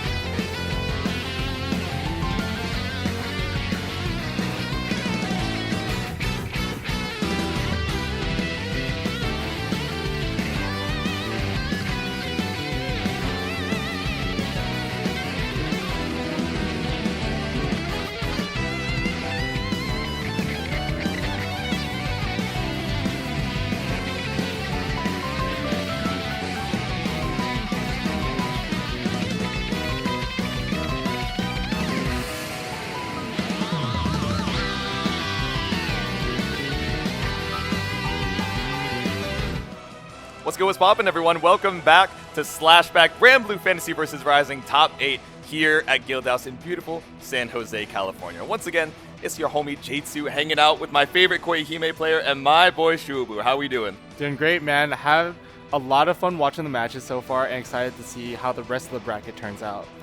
All right, and of course we have our winners finals coming up in just a second. We got Koji Coco versus BSG. So Belial / Beatrix up against the Vasaraga, our World Warrior versus Texas's own. And who do we have in the losers semifinals? Yeah, so we have Vermilion versus Insurgent, a game to behold, right? Both players from Northern California. Vermilion definitely more of a face of Northern California, but Insurgent, you know, tearing through the ranks recently on that Eustace, and Vermilion rocking the 2B, obviously. Unless we see an EX arm, we never know. Maybe for the one time, right? We got first to 3, we have a little bit of whimsy in our hearts, but especially going up against someone like Insurgent, right, who has been doing an incredible job. Look, 3-0 over Yamana, 3-1 over Como. So just doing a great job of keeping his opponents on their toes. I wonder if Vermilion has kind of had the opportunity to lab out against Eustace in particular. I know we have Insurgent in our sights, especially over the past few months, the past half a year. It's been, you know, very apparent that, you know, I see these players talking about Broken S Eustace all the time, right? So they're like, maybe I got to do a little bit of lab work so I don't get cleaned up by Insurgent. So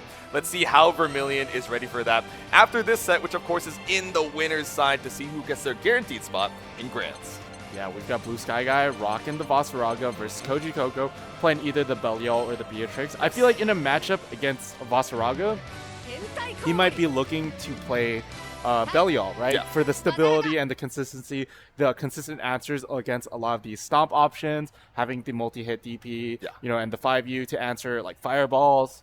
Yeah, exactly. Multi-hits to go through the armor and, you know, this stable kind of Swedish army knife of a character. Even with, okay, he's not quite as broken as he used to be before, still has all the tools for the job, especially against the hulking armor of BSG piloting this Vasaraga.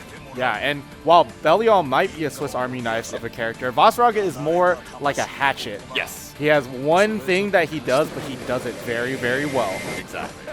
So if you're able to make your way past the big swinging blade, able to stop him coming out on the Soul Forge, or once he has it applied, you know, ways to try and bust out, like you said, with all of these multi-hits. Should be a matchup both of these gamers have prepared for quite some time. So winners final, starting it off with a big whiff slash, and Koji Coco trying to poke through with the 6XL. Yeah, and what place for winners finals other than on the Celestial boss stage, looking real clean in the background. There we go. The Heavenly OST, but BSG having a hell of a time trying to escape, looks for the backdash, but instead Koji Coco looking for meaty ultimate Goisha. Yeah, getting that safe jump here. Blue Sky Guy beasting out, wants to get out of there. Plus frames. Trying to look for command immediately, but it does not work out. Koji Coco with a clean round 1. And I love watching that frame kill with the 6XM after the ultimate fireball. It just looks so swagger. It's very befitting of a character like Belial. Exactly. He's got the glasses to see just how much aura he's got, but walking back up the round start this time, and actually ends up mashing through with the clash the second hit to that far end. Yeah, that far end really good in clash situations, right? Because if Vasaraga presses any button, it won't come out fast enough for that second hit to be. Oh, going for a fake on the fireball or a misinput. Blue Sky Guy capitalizing off of it with that mash out.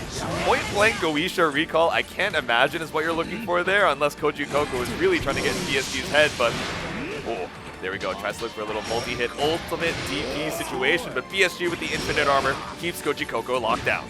Yeah, doing a little bit of teabagging in the neutral there, looking for some kind of reaction and slashing it out with the far medium, getting pushed all the way to the corner. I like the usage of the mashing down back to kind of farm a little extra meter from the instant blocks. Yep. Because Lord knows Vasaraga needs all of that meter. Exactly, especially looking for the ultimate extinction, but instead looking for the ultimate command grab to go straight on through and set up your Soul Forge. BSG, not in the worst situation, especially after the throw. You still got way more HP to work with. Yeah, going for that delay right there. Instead, Koji Coco catching with the delay sweep. A huge hit from the ultimate Goisha. No diamonds. This could mean a lot of damage, just barely not enough. There we go. Ultimate command grab is a factor. It might just be lethal against Koji Coco. So looks for the EXDP to seal your fate. That's game 1. Yeah, Blue Sky Guy looking for some sort of reversal right there because he was at chip point, but Koji Coco going for that DP, guaranteeing the chip if he blocks, and also guarantee that he invulns to do the command grab. Yeah, you jump in, no anti-air. Yeah, a little bit too late on that one. Koji Coco taking to the skies. And Blue Sky Guy taking to the ground, getting a lot of pressure right here with the 2U knockdown, going for the overhead. I've almost never seen that animation before. I think that honestly might be the first time I've seen it. And if not, you know, maybe a super rare option looking for it, but Koji Koko able to find a sour spot in the ultimate DP. Yeah, this time getting the M pullback on the fireball. Yeah. Probably what he was looking for the first time, but now looking for that delay 6-6L into a corner combo. Yeah, just staying right out of range of that Basaraga 2L. Trying to make it super so scared to mash and link straight into the super. It's not going to be the kill, but it makes a great situation for Koji Koko. 1 BP to BSG's name, which should have him throw range. Yeah, instead answering with his own throw, not willing to get thrown to the corner, not willing to get jumped in on, going for huge anti-air. 2H start with the SSBA, you might as well go for it and guarantee that damn. Oh my god, wait, are you dead? He might have guaranteed the round with this super right here. 2 diamonds gone. Just a pixel left. What's the answer going to be here from Koji Koko? I'm legitimately so bankrupt on channel points right now. My will and kill ratio is 0 for 2, but Koji Koko trying to make it a 2-0, just setting out all these Goishas. PSG takes to the sky, blocks out the Goisha recall, but goes for the stomp and gets UDP'd for it. Yeah, the delay UDP there, just barely high enough to catch that air stall from Blue Sky Guy. Koji Koko up 3 rounds now in this set. Yep. Kachu charges up the far heavy. Yeah, caught him trying to jump out of it or something.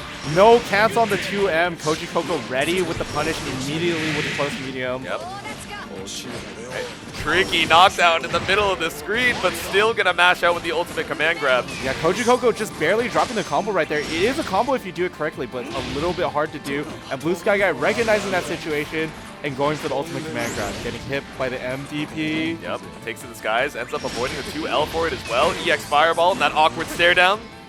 Koji Koko a little bit low on resources here.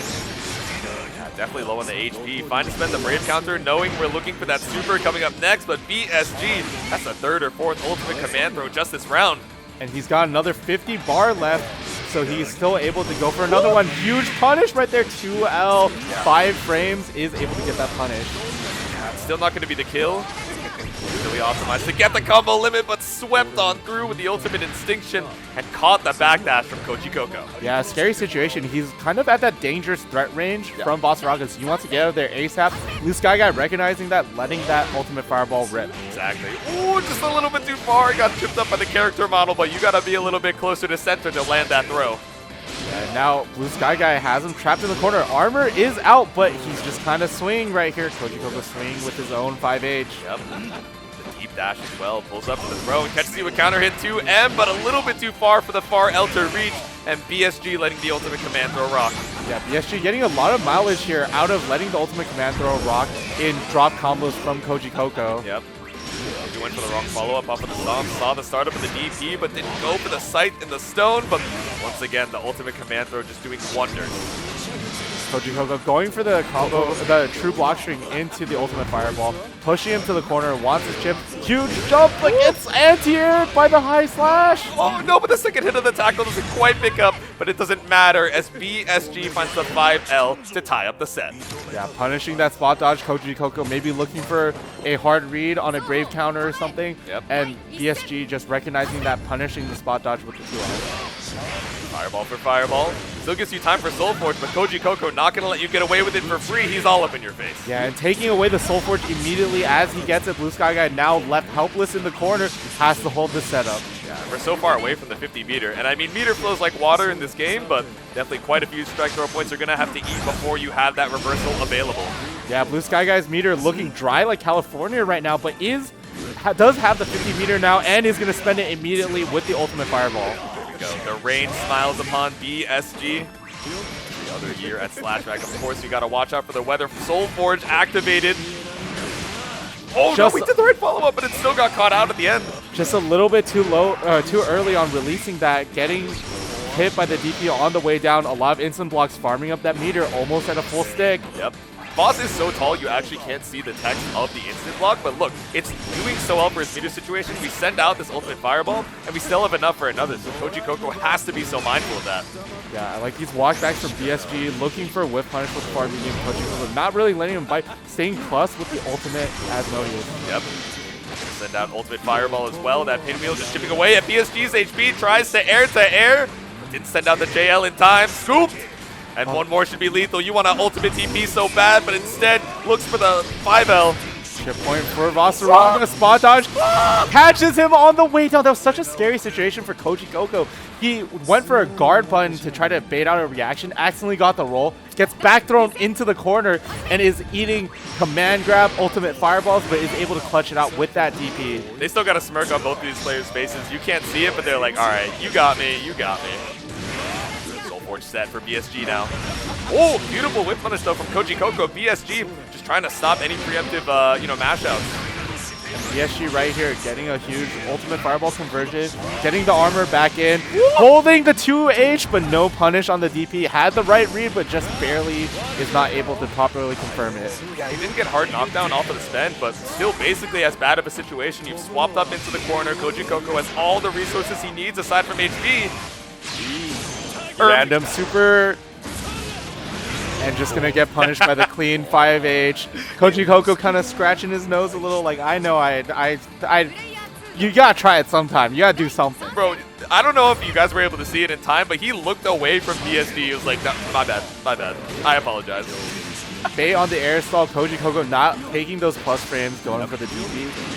Oh, okay, yeah, like you mentioned, right? These multi-hits try and go through the Soulforge, but unafraid to let it rock once more. Instead, the Asmodeus, BSG's like, huh? Yeah, just the 2 hits of the far H took away the armor, and the Asmodeus was able to punch him before a follow-up came out, and he's punishing him with this super. A tear falling down his cheek. He's like, there's no way I had 50% for far M. Going for a lot of these lows, trying to force his way out of the corner, but getting swept for his troubles. Yep. He'll tap on through with the double auto combo, but with all due respect, ESD feels the aura. The SSBA rocks off of the Goisha, but it's a little bit too far for cinematic. And just full screen runs in for the throw, and Koji Coco answering with a wake-up throw of his own. He has so much HP to work with that he decided that I'm just going to try this out, see what happens. You know, maybe I die, who knows? Instead, I'm going to win the game instead. Exactly. Unafraid of the throw bait, knowing that it's not lethal, and maybe thinking, okay, you're gonna deep dash, you're gonna walk back a little bit and maybe look for this like delay frame trap, but instead just keep it simple. Now up 2-1 as we head back to the character select screen. BSG taking a second to compose himself. He's looking at his opponent up and down. He's smiling to himself, like he might have something cooking going on. What's wrong with my player one side, man? Let's look at this guy. Look at this guy. At him, dude. This guy thinks he's about to 3-1 me, but heading on into it, it's game number 4. Still sticking on the same characters, of course, as we maybe swap up the palettes. And I just want to comment real quick on BSG's hoodie. The crisp white hoodie that is totally unscathed. Right? The wet burrito. I can't believe it. That is a man who moves with bravery. Like, when I saw that tweet, it was insane. You guys got to go check it out. But checking it out in game number 4, the tackle gets your way back in, but EXTP brings you right back. Yeah, the 6-6H taking his turn back is Blue Sky Guy with the far L. Both players just playing a little bit of neutral here. And now the instant blocks on the ultimate fireball. Yeah, no hits landed. Able to take your turn off the ultimate Goisha, and the deep dash into the slight delay 2M finds a counter hit for Koji Coco. Oh no. Ooh, the tricky reset into the JU situation. Right, swipe through. Tried to hold your ground, but got caught by the tail end of that tackle. Going for these guaranteed plus frames, trying to force his way out with some chip damage. The ultimate Goisha. Walk back 5-8, tons of damage, but it's not quite enough. But that heavy fireball is going to be enough to seal out this round for Koji Coco. Now on set point. One round away, the deep breaths of the character select looking like they weren't quite enough, but look for the feints on the follow-up. Yeah, trying to feint to bait out a reaction from Koji Coco. Koji Coco not biting, instead properly reacting to the actual lariat. Yep. Right, swept up by Asmodeus. We poke out a little bit early on that far L. Maybe looking for a ultimate command throw from DSG on wake up. Koji Coco keeping it tight, but not keeping it tight on his way down, getting hit by the ultimate command grab. Scooped up out of the skies. Oh, there we go. Goes through the infinite armor with the ultimate command grab instead. Basago putting us back to the mid-screen. Yeah, and right there, frame trapping off of the 2M into the light Asmodeus, getting a nice little shimmy into throw. Okay, charge up on the tackle, all the time in the world to load up that EXDP. And again, the walk-up ultimate Goisha working out so well for Koji Coco. You have all the resources to kill, but do it one more time with a pinwheel. Triple ultimate for a 3-1 as Koji Coco seals his spot in Grand Finals winner's side. It's really typical of Koji Coco to end a set with a swag combo like that, right? He didn't have to do all of that, but he had to send his message. I'm going to Grand Finals because my combos are sick. Exactly. The double ultimate into that ultimate Asmodeus. He was like, this is the hand that's bringing me into Grand Finals. And look at the smile on that lad's face as he takes his seat on the couch, watches these next 2 sets to see his opponent coming in from the loser's side. Yeah, and coming in from the loser side, we do have Vermilion versus Insurgent. Definitely a match to behold, right? Both players from NorCal, but obviously one is more, you know, of a net play kind of guy in Insurgent, and Vermilion kind of, you know, the guy that everyone knows, right? And in NorCal, actually, like at locals, there is another useless player, as many of us might know, is Jita. Which is insane. The first time I had like run into this player, you know, again, another face of the community, super nice, but the evil that lies behind that kindness is naming yourself Jita, another playable character in Granblue.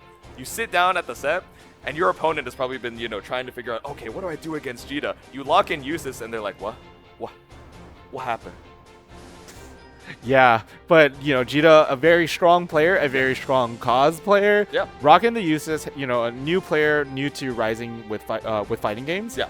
But having made a huge wave, running the Usis, you know, she considers herself, you know, maybe not as strong as Insurgent, but obviously no slouch of her own and able to offer that match of practice. So let's see if Vermilion is able to extrapolate from that and convert it into something against Insurgent. Exactly. She's been tearing it up, you know, made it into the top 48, fighting it out in that top 24 as well. But like you said, the play styles, you know, even against players who have, you know, share the same character and still play at that high level can be so different. But of course, everyone in the crowd ready to see this losers semis, seeing who can hold out strong. The 2B himself, or the Eustace out here shooting on the streets. And what is? I'm trying to zoom in my eye. What am I looking at? Who is that? What is that? Is that one of them? Is that Vermilion? Is that Vermilion? That's not. I mean, it's not Insurgent. It's definitely not Insurgent. Yeah, it's definitely okay. It can only be one of the player. I gotta pull up. I didn't realize that was Zeta's foot rest this entire time. He introduced himself to me finally, and he's like, "Oh, I'm so glad I finally got to meet you." I'm like, "Oh my God, you're him." The man, the myth, the legend, as well as the myth that is Vermilion Fairy. Fun fact, he actually played Fairy when the game came out. He played Fairy in Vanilla, and he played Fairy for quite a bit when the game came out as well. Yeah. But, you know, obviously once 2B was here, there was only one character in his heart. Exactly. My favorite Nier Automata speedrunner. I wish there was a clip of his reaction when, like, this dropped. I mean, maybe there is, and I just haven't seen it, but he's been sticking on the Nier ever since. Wait a minute. Don't do it, man. Okay, all right. He keeps just, like, rage baiting us. See, like, no reaction from Insurgent. He's like, I know you're not bringing out the EX Narmaya against me, dog. We saw that little smirk actually just now. Where really? He cracked just a little. He's like, that was funny. He's like, oh, you're so silly. I'm gonna shoot you now. But now he's locked in with that murder face. Vermilion kind of just looking up into the air, thinking about what he's gonna do. And Insurgent totally locked in, headphones on. Vermilion, headphones off, looking for the sounds of the crowd. Exactly, the sounds of Earth, looking for folks to cheer him on. And Brown Star tackle to make your way in early. Insurgent not letting the slow kill rock just yet. Yeah, jumping over the projectile, but not quite a punish. But Vermilion already getting a feel for the pacing of the projectiles, right? Yeah. Oh my God, the double jump still able to hit behind the back, but the jump heavy. Ooh, Vermilion already catching Insurgent early teching, which is kind of rare from this player, right? He's usually one to be more of a fuzzy masher, more patient, but Vermilion kind of creating enough throw situations that Insurgent wants out. Yeah, he feels the aura, but I can't believe it. Going straight through the Flamek Thunder at the perfect spacing for that to not snipe the startup. And now we're going to drain one more BP with the super. Yeah. Huge reaction from Insurgent going into the super, stopping him from getting 3 clusters from the baseball swing. Yep. The gauntlet. Brave counter just a little bit too far, and we charge up the Flamek Thunder. Jump over the slow kill, getting his pressure now. Getting a little bit of chip from the throw, trying to keep it tight. Yep. Brave counter out. We send the Flamek Thunder. We're looking for a little bit of zoning to chip away at Vermilion and put him in the chip damage territory. We jump the pod. Yeah, another early tech right here. Vermilion looking to do a delay option right there, going for the 5M to catch Insurgent, finally mashing. Vermilion able to pull out the impatience of a very patient player here. Yeah, exactly. And so early on into the set as well. It's not even, oh, okay, I've conditioned you into looking for these early techs. You know, something about the way that Vermilion is moving is putting Insurgent on this back foot. And using the 5H, going straight into the swings, pushing Insurgent all the way on his back foot into the corner, chain to get in, once again draining these BP, but Vermilion, or Insurgent mashing out with the 5L. Yeah, the nice thing about that tether, while you can spot dodge it, it's a, you know, excellent counter zoning tool going through some of these projectiles, you know, especially when you're at that range where the projectile just barely won't reach, but trades with the bolts here on the ultimate slow kill. Yeah, no, not quite exactly a combo with the low follow-up on the Rekka. Yeah. Right. Slice on through with the 5Ms. Like you've mentioned before, these instant blocks, just making sure we get all the meter we can when ult skills are so powerful in this game. Yeah, a little bit of a shimmy. Insurgent kind of slowing it down now, recognizing, okay, I can't get too nervous here, but is a little bit nervous and mashes out the Raging Strike, trying to get a guard cancel. Go straight into the super. It should be more than lethal with that extra 20%. The triple beam for game number 1. Vermilion drawing first blood here, nodding to himself, ready to go into the next game with a lot of confidence. Insurgent taking a moment to compose himself, thinking, okay, what went wrong that last game, right? Exactly. You know, Insurgent, known for his patient play, just cracked a little bit too much against Vermilion, trying to speed up the game to his pace. Ooh, there we go. Caught you with the very tipper of that stun dipper. A whiff on the red grenade here. Vermilion able to mash his way out of the corner, whiff canceling those auto combos. You thought you'd get a whiff punish. Instead, the spinning blade is going to put you right back into this East Coast corner. Now catching Insurgent, once again, mash out. Insurgent does not want to hold this pressure because Vermilion is playing very disrespectfully on offense. Just going for constant throw, stagger, reset, mashing out. Oh no, Vermilion leading into the camera. He's like, I can't believe it. That's not what I wanted, but it might be exactly what Insurgent needs. Backdashes, holds onto the Flamec Thunder. This might be the momentum swap that Insurgent needs to put a round on the board. Yeah, just a series of correct answers from Insurgent here. Taking a moment to be a little bit more patient and go for a combo here to kill and take another round on the board. Yeah, Vermilion not too happy about that misinput, but needs to shake it off to head into round 2. Insurgent showing us exactly why he's so good. Correctly reading the Brave counter, correctly reading the mash out attempt, and just fully frame trapping and going for combos with the hill. Yeah, keeping it simple on the offense, and it's working on both sides, right? The layer 1 just, you know, paying dividends. Baiting out the DP once again. Another right read from Insurgent. Going to be a huge chunk of damage here. Got a lot of meter off of this, but not quite enough in the combo limit to confirm with super. Red bomb, good patience from Vermilion. If he gets throw baited here, gets the BC baited instead. Combo into super, taking away that Brave point. Exactly. At that tipper range, knows you only have one more Brave counter to worry about. Insurgent, with so much HP, could take some risks to try and bait that out and keep the corner. Situation didn't confirm off the 6XL, but we're rapidly chipping away at Vermilion's HP. And the fadeaway spread shot ties up the set. Yeah, catching that mash right there from Vermilion, needing to do something but not quite able to get out of the situation. The spread shot involving through the mash and taking Vermilion's last life point. Clean spot dodge on the tether, but it's not enough as Vermilion makes his approach, dashing on through.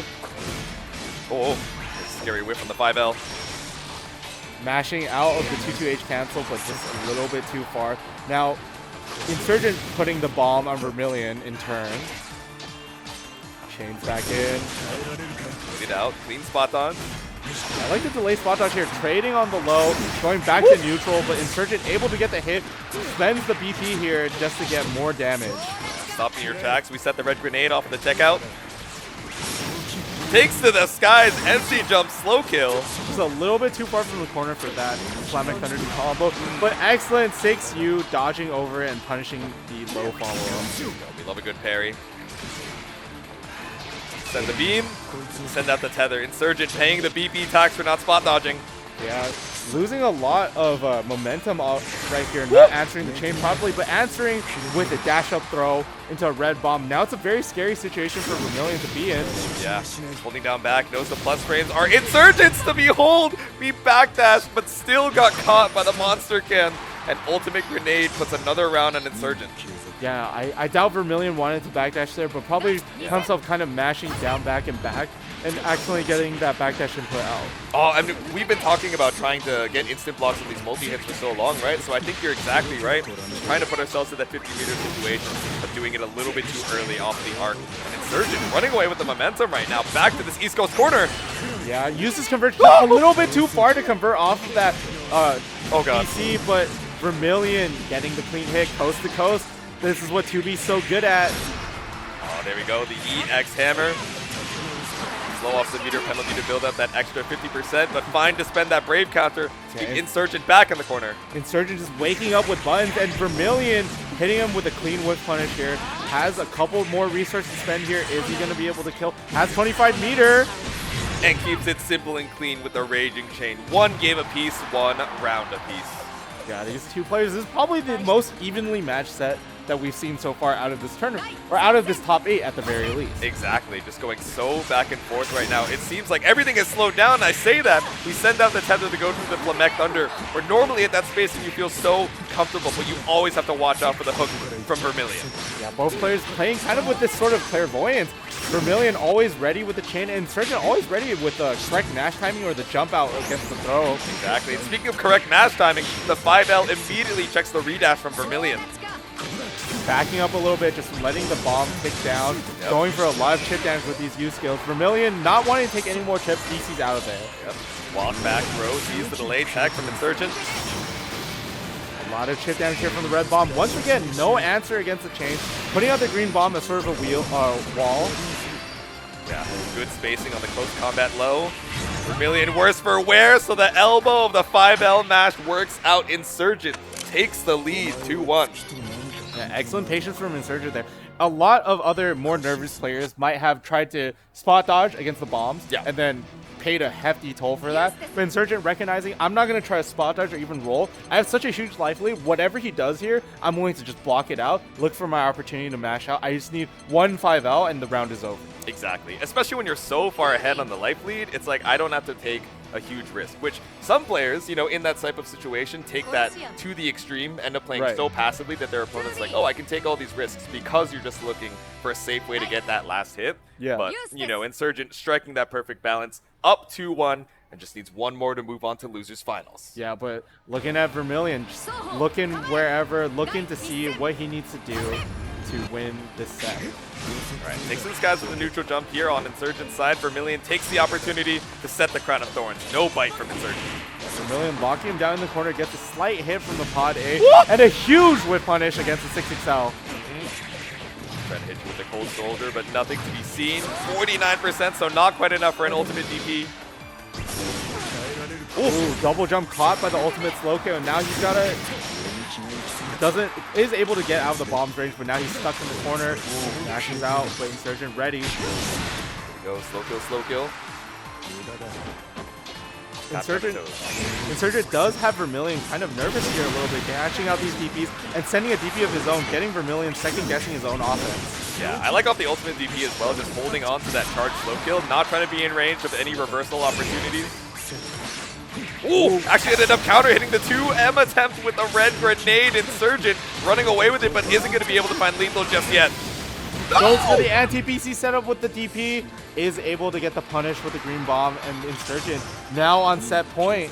The laugh from Vermilion, he's like, all right, you got me, what a cheeky little setup, but still 1 round away from being eliminated here. Fireball for Fireball, but of course the counter zoning of the tether works out for Vermilion. Vermilion now has full control of the corner. Lamar probably looking for another slight walk up into a whip punish. Yep. Walk it up. Clean tech from Insurgent. Trying to look for that counter poke spacing off of the 2M. Just ultimate slow kill to take his turn back, fight his way out of the corner, but Vermilion threatening that jump and that command dash. There's just so much to look for. Go, go. Raging strikes abound from both of these players, looking for BCs on both sides. Both players a little bit low on resources here, but Vermilion gets that clean hit, has a full stick of better and a BP to spend. Should be able to kill here with proper usage of Raging Strike, Raging Chain. Ooh. There we go. Kept it clean in the corner. We had those extensions to, you know, not start combo limit with the tethers as well because of that skill gauge. So Vermilion staying alive with the optimized damage, but still set point Insurgent. Insurgent only needs one more round to take it. Vermilion still has a big mountain to climb. Okay. That was a great red grenade, but not the worst thing in the world. I thought the Flamek Thunder would catch on the backdash, but it's not enough off of the close combat. Yeah, delay low into the reset of the chain. Insurgent just BC's out there, doesn't want to be in the situation, and gets a huge amount of mileage out of the red grenade. Yeah, this is a great pickup off of the straight hit, off the sweep.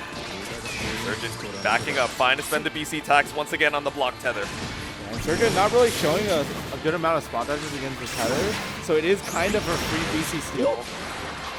Dash up DPs off Vermilion, taking to the skies, 100-meter available as we fade out the BC, and Insurgent punches his ticket to losers finals. Yeah, excellent play from Insurgent here. Always ready to have the correct answer to whatever Vermilion has planned. Yep. Had a lot of patience. Early on the set, he was looking a little bit shaky, but kind of tying it up and locked down and focused. Yeah, after that first game, it seemed like, okay, I'm getting caught out on some of these early techs. I don't play like this normally. I am patient. I'm capable of the down back, so I just have to make Vermilion take some of these more, extravagant risks to open me up, and then I can work from there. Vermilion out at a respectable 4th place, I believe. Not making it to that losers finals, but still standing strong on the stage of Slashback's top 8. So a big shout out to our favorite TO and 2B. Yeah, definitely. And the camera also followed him as he left stage.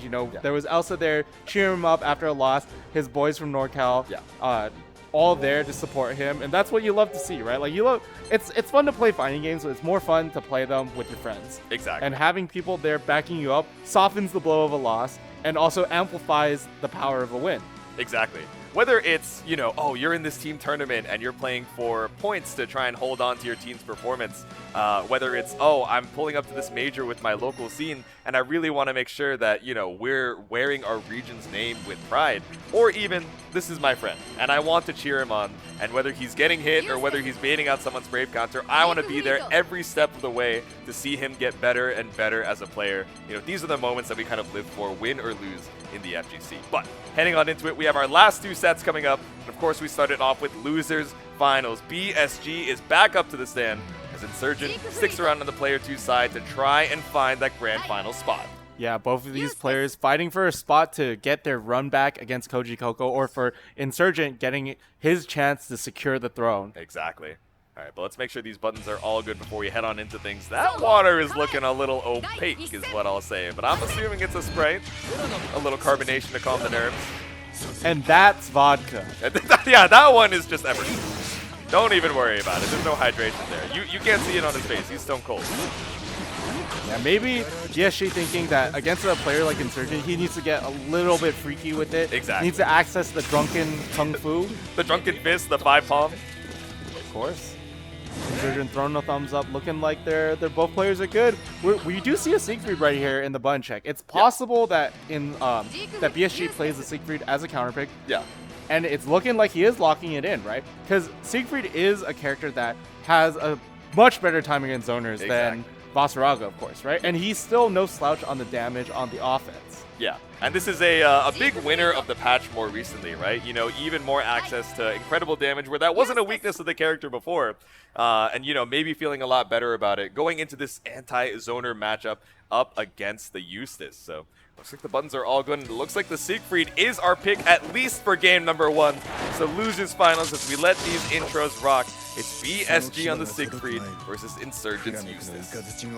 Yeah, and something to note about the patch notes, as you mentioned, Siegfried definitely receiving a lot of buffs, but there is one very critical nerf that occurred in the patch notes for this specific matchup. Yeah. They reduced the range of his SBA, which was a very powerful anti-zoning, anti-fireball tool. Yes, exactly. You committed to, trying to zone out your opponent, and all of a sudden he stops the screen, and you're eating 30 or 40%. But not having that tool be quite as reliable is going to be a little bit scary here for BSG as he tries to make his way in game 1. Yeah. Siegfried does now have the new fireball that does have 2 hits of durability, but will lose out in situations where you use skills like Insurgent is using here, playing around the different fireballs very well. Right. Brave counter out for Insurgent. Like we mentioned before, meter flows like water in this game, so you mentioned the ultimate skills just having so many of these extra hits, so that light fireball is going to be a little bit scary as a counter zoning tool, and as soon as we land, it's the ultimate TP for BSG. Yeah, BSG not wanting to get air unblockable and also landing just in case Insurgent is a little bit too slow. Yep. No follow up on the Rekka, maybe trying to catch a roll through, but no reaction from Insurgent. Both frames, but Insurgent mashing out, loses right there. That's actually well played from both players. Insurgent going for the DP, recognizing the class situation. Normally he would go for throw, but DP would beat throw. Yes. And Blue Sky Guy recognizing that in turn and going for the spot dodge, which allows him to get this punish into SBA and take first blood. Exactly. Incredible situational awareness from both of them, right? Says, all right, I respect that you're aware, and not only that, ready to react with the layer 2. So I'm going to go one step higher as BSG takes round 1. Going to the second round, BSG on the front foot. Another clash. This time, BSG going for the DP, Insurgent going for the spot dodge. Layer 2 versus layer 3, but still these stray hits in the mid-screen as Insurgent gets caught backdashing in this East Coast corner. Now trapped here, trapped in the corner against C3 is never where you want to be. Blue Sky Guy getting a clean 6XL. Pick up. Nice meter spend, we love to see it. Ultimate Firewall, just a little bit of extra damage off that wall bounce. Playing this Granblue zone, the threat of the big bonk. Now just keeping it a little bit tight. Insurgent spending his bravery points to get out. Catches the spot dodge, has a red grenade out. Yeah, maybe not at the spacing where you can dodge that first hit of the ultimate slow kill, so much mileage taken from Insurgent, spending a couple ult skills. Yeah. Whoa! Both players catching a lot of spot backdashes here and getting a lot of straight hits off of it, but no huge combos. Nope. Alright, Insurgent HP worse for wear. You have SSBA available against maybe, you know, close-up Fireball, but... Right, let's see if it's going to be able to reach and go right on through. Gets caught up in the late active frames, and the info just doesn't last long enough. Yeah, Fireball just a little bit too slow, allowing BSG to take this first game. There we go, and another sip of the drink says, alright, that was a little scary. I saw your meter glowing blue, but still able to stay alive. But it's only game 1. Yeah, obviously we'll see if Insurgent has an answer to this C3. Such high power, high damage, and strong lockdown, pushing him all the way to the corner. Ooh. Yeah, we have 5-8. Ultimate Fireball catching, and near the corner, so able to convert off of it. Yeah, we're seeing ult skills from Insurgent to go through the you know, projectile durability, but BSG, of course, able to do the same with that ultimate flame wall, but backed over Insurgent, swaps up the situation immediately. A little bit of patience here from BSG, waiting out the green grenade. Yep. Okay, come on, get up, shoulder check with the 6XL, and whip punish with the ultimate Flammic Thunder, evening up the life lead. Insurgent finding just the right spacing to make that 5H whiff. Very scary BC there against the green grenade, actually, but does pay off for BSG. Yep. Okay, good spot dodges with the slow kills. Any extra chip. A lot of very scary 5H whiffs here from BSG, but the ultimate Fireball trades with the green grenade and is able to win. BSG now up another round. They both turned blue, but red beat green, and still it's a round up for BSG. Still, so many of these rounds are going down to the wire, right? It's not even, oh, this player is playing particularly better than the other, but these differences of, you know, tiny gains of inches as we backdash Shimmy to escape the throw tech. Yeah, Insurgent showing another uncharacteristic tech. I'm starting to feel like the stage might be getting to him just a little bit, couple of nerves here, catching him, speeding up his gameplay just a little bit too much, getting a little bit nervous. Yeah, exactly. We saw that in the beginning against Vermilion, right? And was able to kind of tone down his nerves. Let's see if we can do the same against BSG. Yeah, we gotta be really careful about these throw techs. Ooh, there we go. Anti-air, the slowdown of the blue skill as well, just making sure that we caught you in the skies. And a huge start here with the throw on the red grenade. A little bit too far from the corner to connect. Yeah. Still able to keep your turn after the whiff cross combat. Not the worst thing in the world by any means. Going for shimmy of his own, but BSG not biting. Yep. Okay, walk it back, post slow kill. Try and hold your ground though. And a huge counter poke from BSG. Now momentum has shifted in his favor, has a life lead. Yep. 2U spot dodge. Searching for 10 to just wait it out. About to be an SSBA range for both of these players. A straight hit with the 6XL. Yeah, both players have all of their Gogurt available to them. Another early throw tech. Okay, scary, just backing up. Doesn't want to have to deal with the monster can, but does want to SSBA on reaction, and it's a clean kill for BSG. Now up 2-0. Insurgent taking a little sip of water, taking some time to compose himself. You know, we did see a lot of these early techs, a lot of these flusters, and you see him trying to calm himself down. I definitely think there's a little bit of nerves going on over here, but Insurgent knows that he can play better than this. He knows that he doesn't bite on these shimmies usually. Yeah. And if he can lock in and tighten up that defense, he has a good shot at beating BSG here. Yep.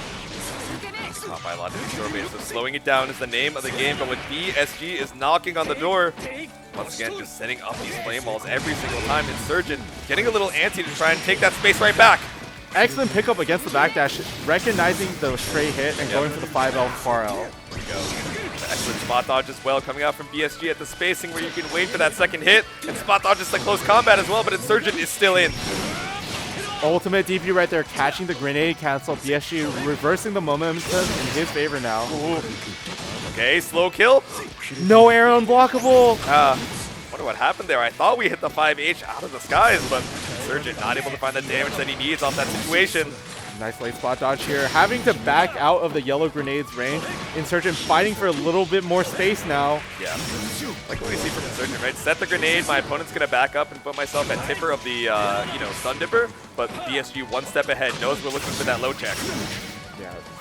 Peppering out a couple of these fireballs, trying to get BSG away from the corner as much as he can. But BSG pushing him all the way back to the corner. Good spot dodge timings all over. These slow kills not getting anything. Nope. The meter refunds coming out from BSG as well, keeping him healthy on the meter situation, but Insurgent with a counter hit close heavy brings us back to mid-screen. Not a lot of damage there, but Insurgent fighting his way back to push BSG into the other corner. Yeah. Watch the ultimate flame wall. Oh, but tries to go for an ultimate Flameback Thunder. 8 seconds left on the clock. It's so close. You actually put yourself in life deficit, but it's okay because the bonk does the opposite. Spot dodge bonk for BSG now on set point. That delay 2-1-4M pulling the hurt box back, baiting out the BC and getting the punish. Even if he somehow survived, it would have given a huge chunk of life back. Exactly. The heads up awareness for BSG locking in and looking for that run back against Koji Coco. Insurgent already down 40% in the corner. And he's still trapped here, is able to BC to buy a little bit of space, but he's slowly running low on resources, pushing BSG back to the other corner, and he's pushing him right back, and a huge whip punish there. Oh, but didn't quite get the close L. It came out as far, so a little bit too slow. 100 meters, so these ultimate flame walls are keeping Insurgent locked down. Backing out of the grenade range, backing out of the close combat low range as well, but gets hit by the ultimate fireball. There we go, red grenade is set. You need 3 good hits before BSG finds 1 stray. That's 1. Will he find another? Got a lot of meter for it. Careful of the ultimate grenade. We know that BSG is looking for an ultimate flame wall. Kind of trying to force out an ultimate fireball from BSG here. He does have 15 meter running all the way in for a throw. He still has to look out for the ultimate fireball. It might be coming very soon. Yeah, we're putting ourselves at close combat sweep range and knows that BSG is looking for the fireball to stop you in your tracks. The double backdash here in chip damage range. Any block special is enough for BSG. But putting out the green grenade, putting out that wall, and just mashes his way out. There we go. We saw the thumbs up, and he was like, but I gotta give you the fist bump. You stayed alive. I knew that Vasaraga wasn't gonna do enough, so the Siegfried takes a clean 3-0 as BSG secures his spot in Grand Finals, sitting pretty on that player one side because he's got 1 more set to go. And, I want to give props to Insurgent here, right? Yes. Even though the set count does not look very close, he played very well, right? There was a lot of nerves, I think, coming in from the Vermilion set into this one. Yeah. But by the end of it, he may have lost, but I feel like he lost playing like Insurgent, which is always the best thing to see, right? Yeah, exactly. He went out playing the way that he plays normally. Yeah. You don't want to go out feeling like, dang, I played so poorly. I didn't play like myself. He was playing like Insurgent. It just so happened that BSG was stronger today. Exactly. You don't want to be like, oh man, I was debuffed by my own nerves, the stage lights, the folks cheering me on behind me, and me wanting to make it just further and further into that bracket. But, if the opponent was just playing better that day, it was a valiant effort. And you can see that, as we cut to the player cam, it was Insurgent with that smile on his face. He's like, I wish I could have made it into that Grand Finals, but I can't be mad when BSG was playing so well. Yeah. So, BSG waiting for his opponent. Grand Finals winner's side, Koji Coco, sitting on down and setting up for our final set of Granblue. Yeah, and definitely, BSG is feeling very, very warm right now, right? Yeah. Koji Coco has a little bit of time to get cold again with the play. So we'll see if BSG is able to ride that momentum, coming in from losers. Has to win 6 games. can't believe they're still showing the high school picture. I don't think that man is on the stage. Is that maybe it's not Vermilion? Maybe it's not. Maybe that's just a high school like plaque of himself, to be honest. I gotta shout out the light sticks. I realized as we were getting later and later into the sets, they were color matching with the players. I was like, why is the blue light stick always on BSG's side? I was like, oh. And I was wondering what light stick color they would choose for this final match against Koji Coco. But the blue and pink, it does work super well. So big shout out to all the folks who have pulled up to watch Granblue Fantasy vs. Rising Top 8 live here at Slashback. And shout out to all you guys in the chat for one more set. Good work. I love that sticker so much. It's got a devious energy about it, right? If you say it after like 10-0ing someone, it can mean something so different. Yes. But the 10-9, it's sincere. There's a lot of range there. Yeah, definitely. And I am curious to see, because BSG is hot off the heels of a 3-0 with Siegfried. I'm wondering if he decides that, maybe I lost in winner's side. I might want to play around with a couple games with Siegfried. Yeah, exactly. There's the pride of like, oh, I am the Vasaraga of NA. But there's also the idea of, if I already had the opportunity to run into this, it did not work out in the winner's final side. And if this Siegfried is what I need, and me piloting it is my chance at, taking this grand finals, taking the reset, then doing it one more time over Koji Coco, let's see. I think he's definitely taking a moment to think about it. Yeah, hovering back and forth. But it looks like for at least this first game, it's the Vasaraga we know and love. BSG locking in on the big body as we select our OST for that final set.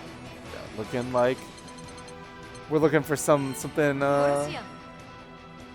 The Colossus thing. Colossus on the Coliseum.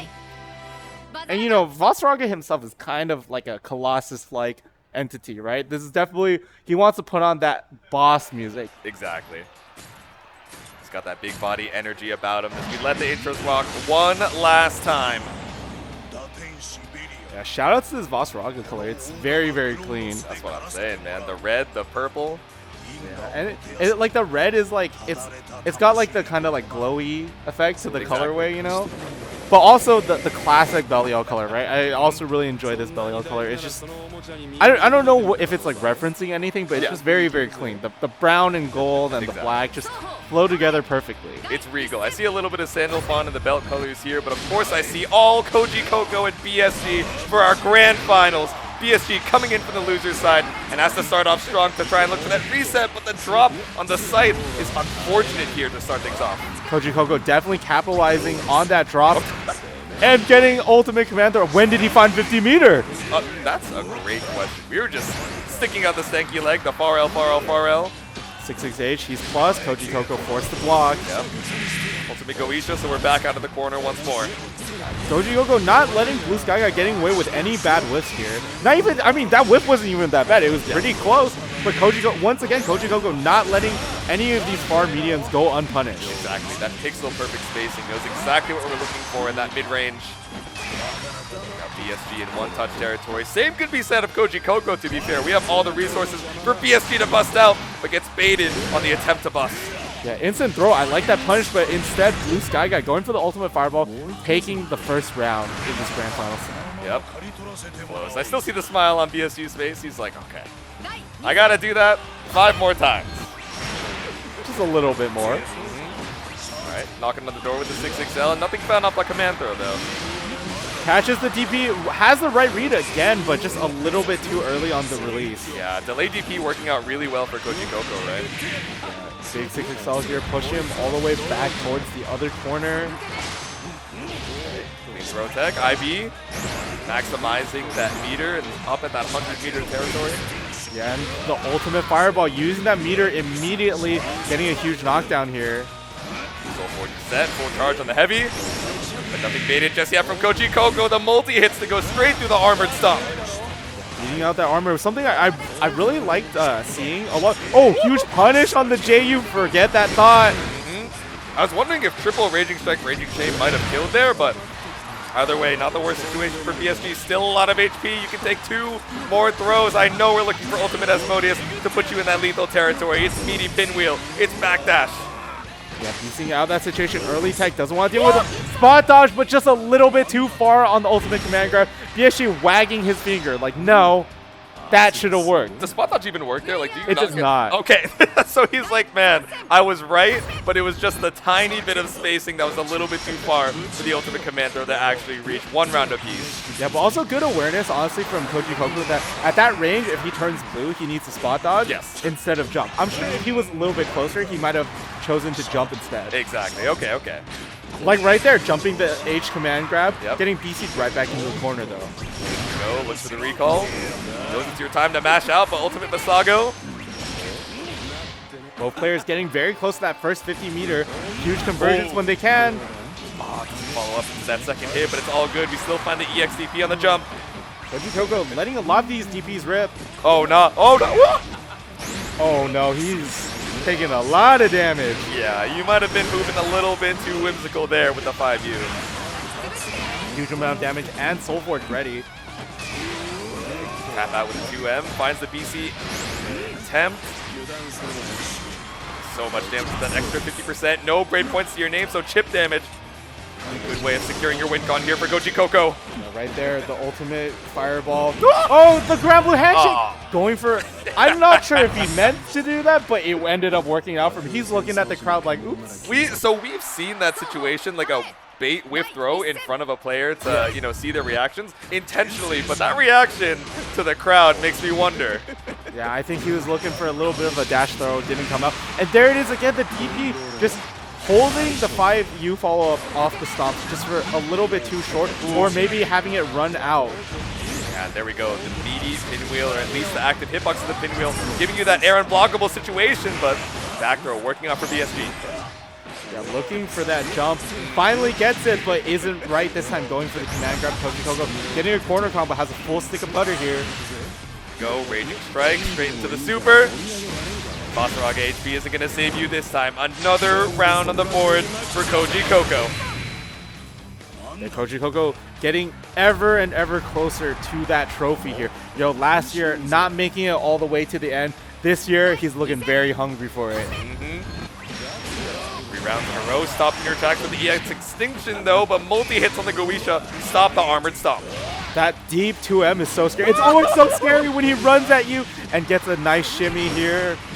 This dude pulls up on me, starts ice skating, and all of a sudden I'm getting back that shimmy, but BSG still fights back. Yeah, good awareness from BSG right there to go for the immediate match. Koji Koko going for a lot of deep delays right there too. Going for the instant match. Doesn't want Koji Koko to go for the pressure, but backdashing out of the throw. Yeah. Offense, defense, neutral. These backdashes are working out perfectly for Koji Koko to tie up the life lead, but no meter to extend your turn just yet. You gotta spend the EX, and that's a guaranteed BP situation for BSG. So these gapless block strings from BSG trying to force his way back out of the corner, but slowly all pressure, just so scary. Going for the sweep, hits, and should be able to kill, taking game 2. Koji Koko getting closer and closer to that trophy. There we go, that tiny walk forward, walk back, just putting yourself out of range of 2L, putting yourself out of range of back throw as well, and just thinking, okay, I have to hold this. I do not want to accidentally mash and get shimmied once more. You see that smirk from Koji Koko? He's like, you really think character select's going to save you now? Wait a minute. Where are we going here? Hold on now. The Siegfried? It's a maybe. I see him considering. He's really thinking about this one. And he's going for, you know, when you're down 2-0, you got to figure out something. But now he's locked into it for the rest of this set. Exactly. Until he's able to reset Koji Koko, he does not have the opportunity to get back to this Basaraga. So it's 3 games in a row of Siegfried winning, or it's Koji Koko taking the championship home. Yeah. And Koji Koko here, you know, has plenty of experience fighting this character. I'm sure he probably has plenty of experience fighting BSG on this character. Exactly, yeah. We've seen this time and time before. Round start with the EX Firewall, looks for a throw, but again, Koji Koko's so content to let these backdashes rock.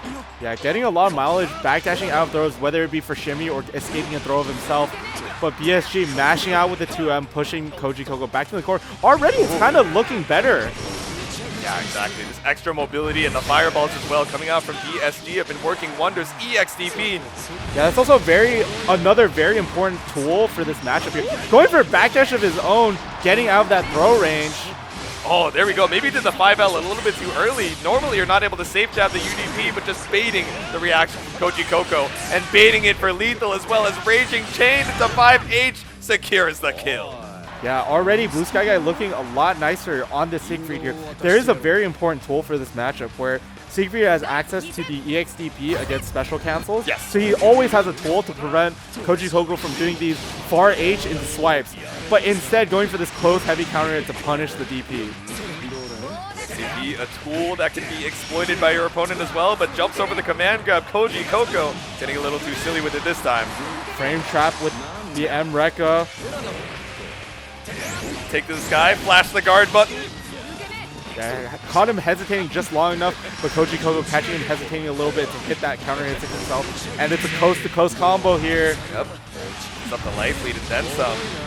Still lots of meter available for BSG. Old DP a factor. Oh, huge 2-4M, but catches him on the back dash, so isn't forced to eat more damage there. Nope.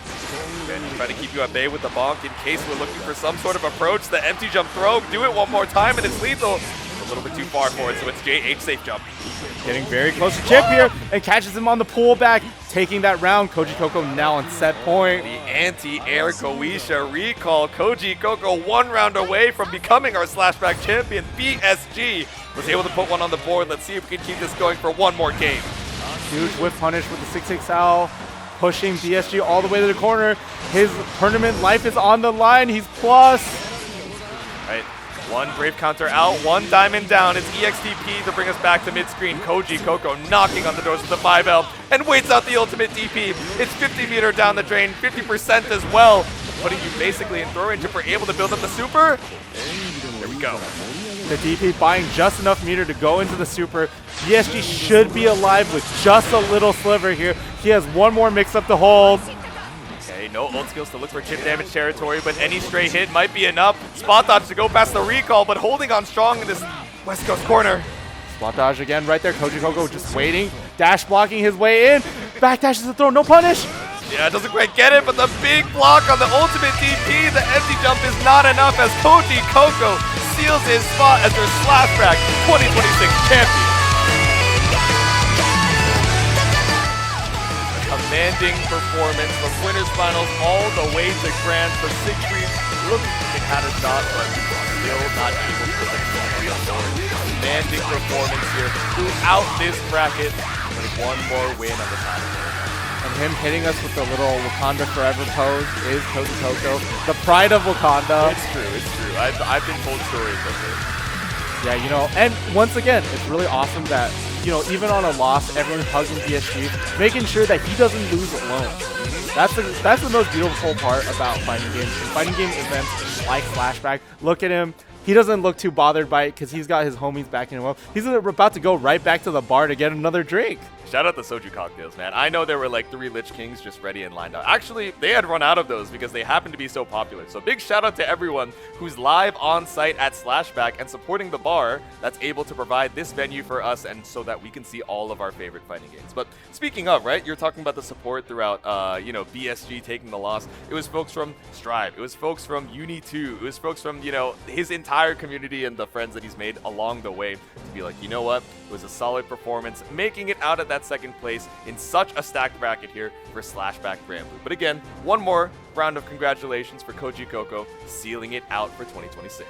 Yeah, not dropping a single set throughout the whole tournament, all the way from winner's side. Not even a bracket reset, just clean play. You know, last year, you know, he played a little bit of Zoe. Yes. You know, he played a little bit of Beatrix, all of that. You know, he wasn't super sure about winning, and he didn't make it all the way through. This year, locked in the whole time, playing Belial, whole bracket, just clean, efficient play, and making sure that this year he was able to clutch the win. Exactly. A couple game losses here or there, but, you know, we talk about him so much as this world warrior all the time, but constantly a student of the game, getting, you know, incredible practice in terms of, you know, different regions, you know, the highest levels as well, and making sure that all that time spent, even if we don't see him, you know, entering so many of these online tourneys where it's like, oh, these are also great places to get that experience. All that time spent offline, whether it's, you know, going to locals or figuring out where you can find some of that extra practice, clearly shows every time this young champion is on the screen. Yeah, definitely. And, you know, it's always about going to these offline events, right? Because Koji Coco, his first offline event, he's mentioned this before, he went 0-2, right? Yeah. And he met a bunch of friends who, you know, like, they didn't care that he went 0-2, right? They were just like, this guy's chill. And they happened to be, you know, like, EVO champions, top players, all of that. And they formed, like, a little friend group, a little, like, study group, grinding it out. And then eventually, Koji Coco goes on to become an EVO champion, goes on to win Slashback Volume 4, all these things. So, like, if you're at home and you're like, you know, I love fighting games, I love Granblue, I love playing these things, like, try your best to go out to an offline event. Whether it be Slashback, whether it be your closest major, whether it be your local, man. Like, go out to an event, meet people, they'll push you to be stronger. Even if you're a better player than them, they'll uplift you in other ways. They'll help you recover after a loss. They'll help you push yourself even further past the win. Yeah, exactly. And, you know, there's always that meme of like, oh, why would I ask this top player for games? Like, I don't want to waste their time. But, you know, we call it FGC, you know, not to be corny, but we call it FGC because there's the community in it, right? In terms of, I want to meet the people in my scene. I want to put faces to names. Even if I am of a higher experience or skill level than them, it is still valuable for me to play them, to get to know this person through this medium of fighting games. And of course, if you run into them and it's a close set, or they end up sweeping you, there's still so much more to be learned from that experience, you know, whether it's as a fighting game player or as someone who wants to show up to events and have, you know, some more of these like smiling faces to greet you as, you know, it's Thursday night, 10 p.m., you just came back from work, and you took this 3-hour flight and now you're landing and you get to see some of your closest friends at some of the coolest venues around the world. Yeah, definitely. It's just, the coolest part about all these fighting games is that not only like are there fighting game events locally, fighting games all over, it pulls you, whether it be World Tour or just a really cool event, it pulls you to a different place, right? Like, when I started playing fighting games, you know, I had never been to Chicago before for Frosty Faustings. I had never been to Florida for CEO. Like, they're all over the place. I had, you know, never gone to Japan for a fighting game tournament, was able to go to EVO Japan, things like that. Like, you can go to South America.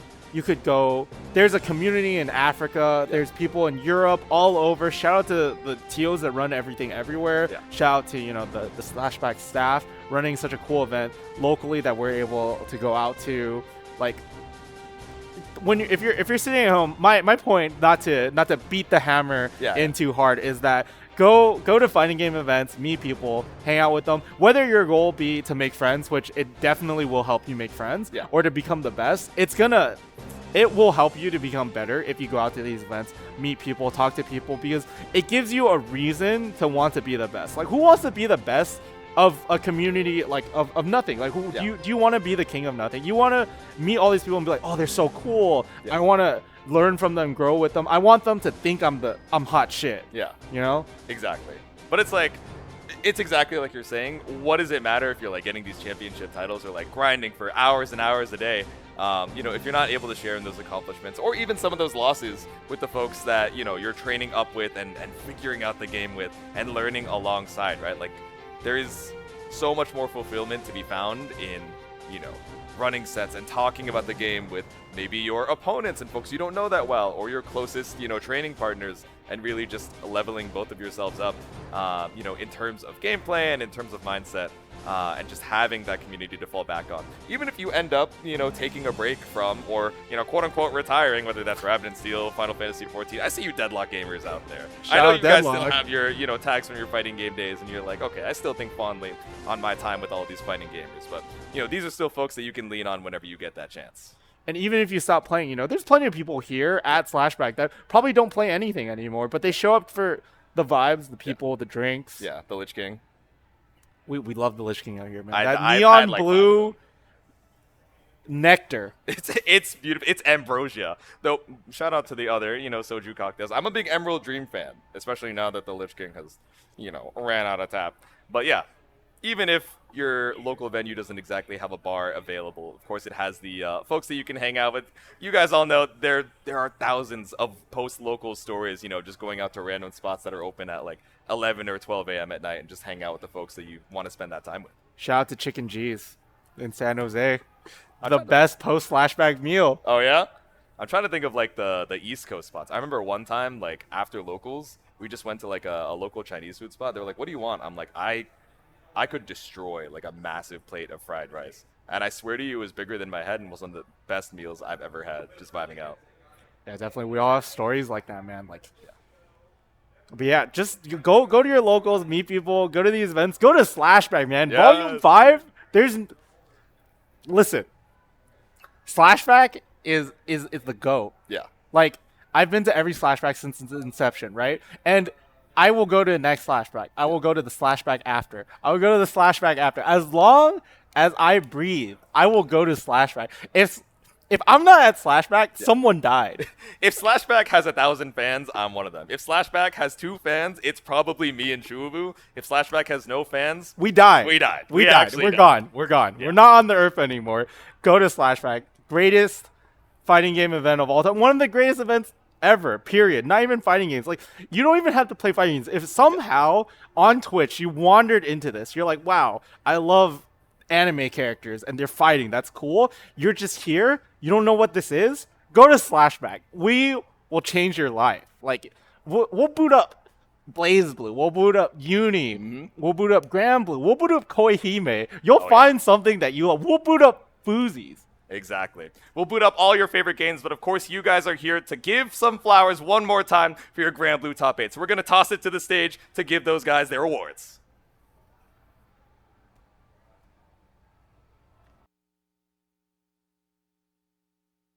All right, everybody. All right, I don't hear anything.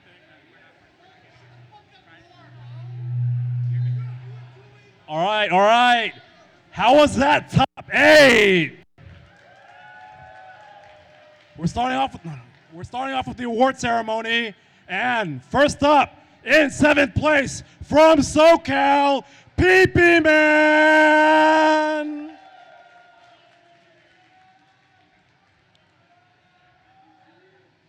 Next up, also in 7th place from Hiroshima, Japan, Yamana.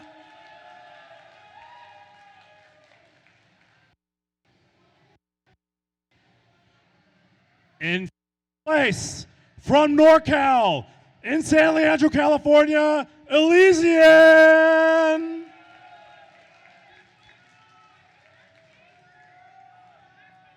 In 5th place from Wakayama, Japan, Como.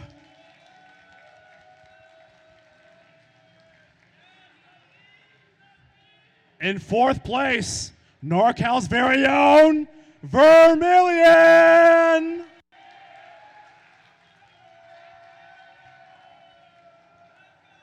Coming in 3rd place from Virginia, Insurgent.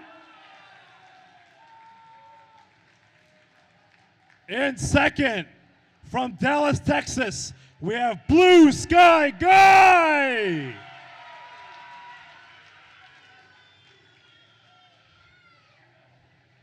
All right. And finally, our grand champion, dual agent from Japan and America, Koji Coco.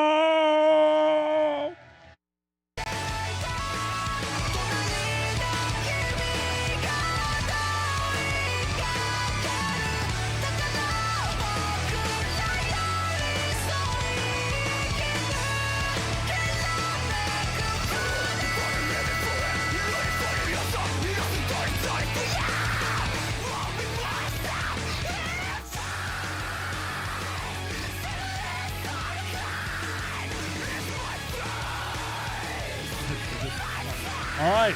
Thank you so much for supporting Granblue Fantasy vs. Rising and its top 8. Next up, we have Under Night in Birth 2 top 8. So stay tuned.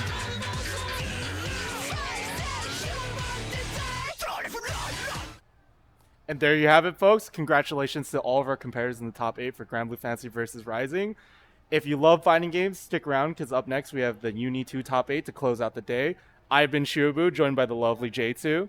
And it's been an absolute awesome time hanging out with you guys for some Granblue action. Of course, like Shuabu said, Uni 2 top 8 coming up next. Don't go anywhere. We'll see you in a little bit.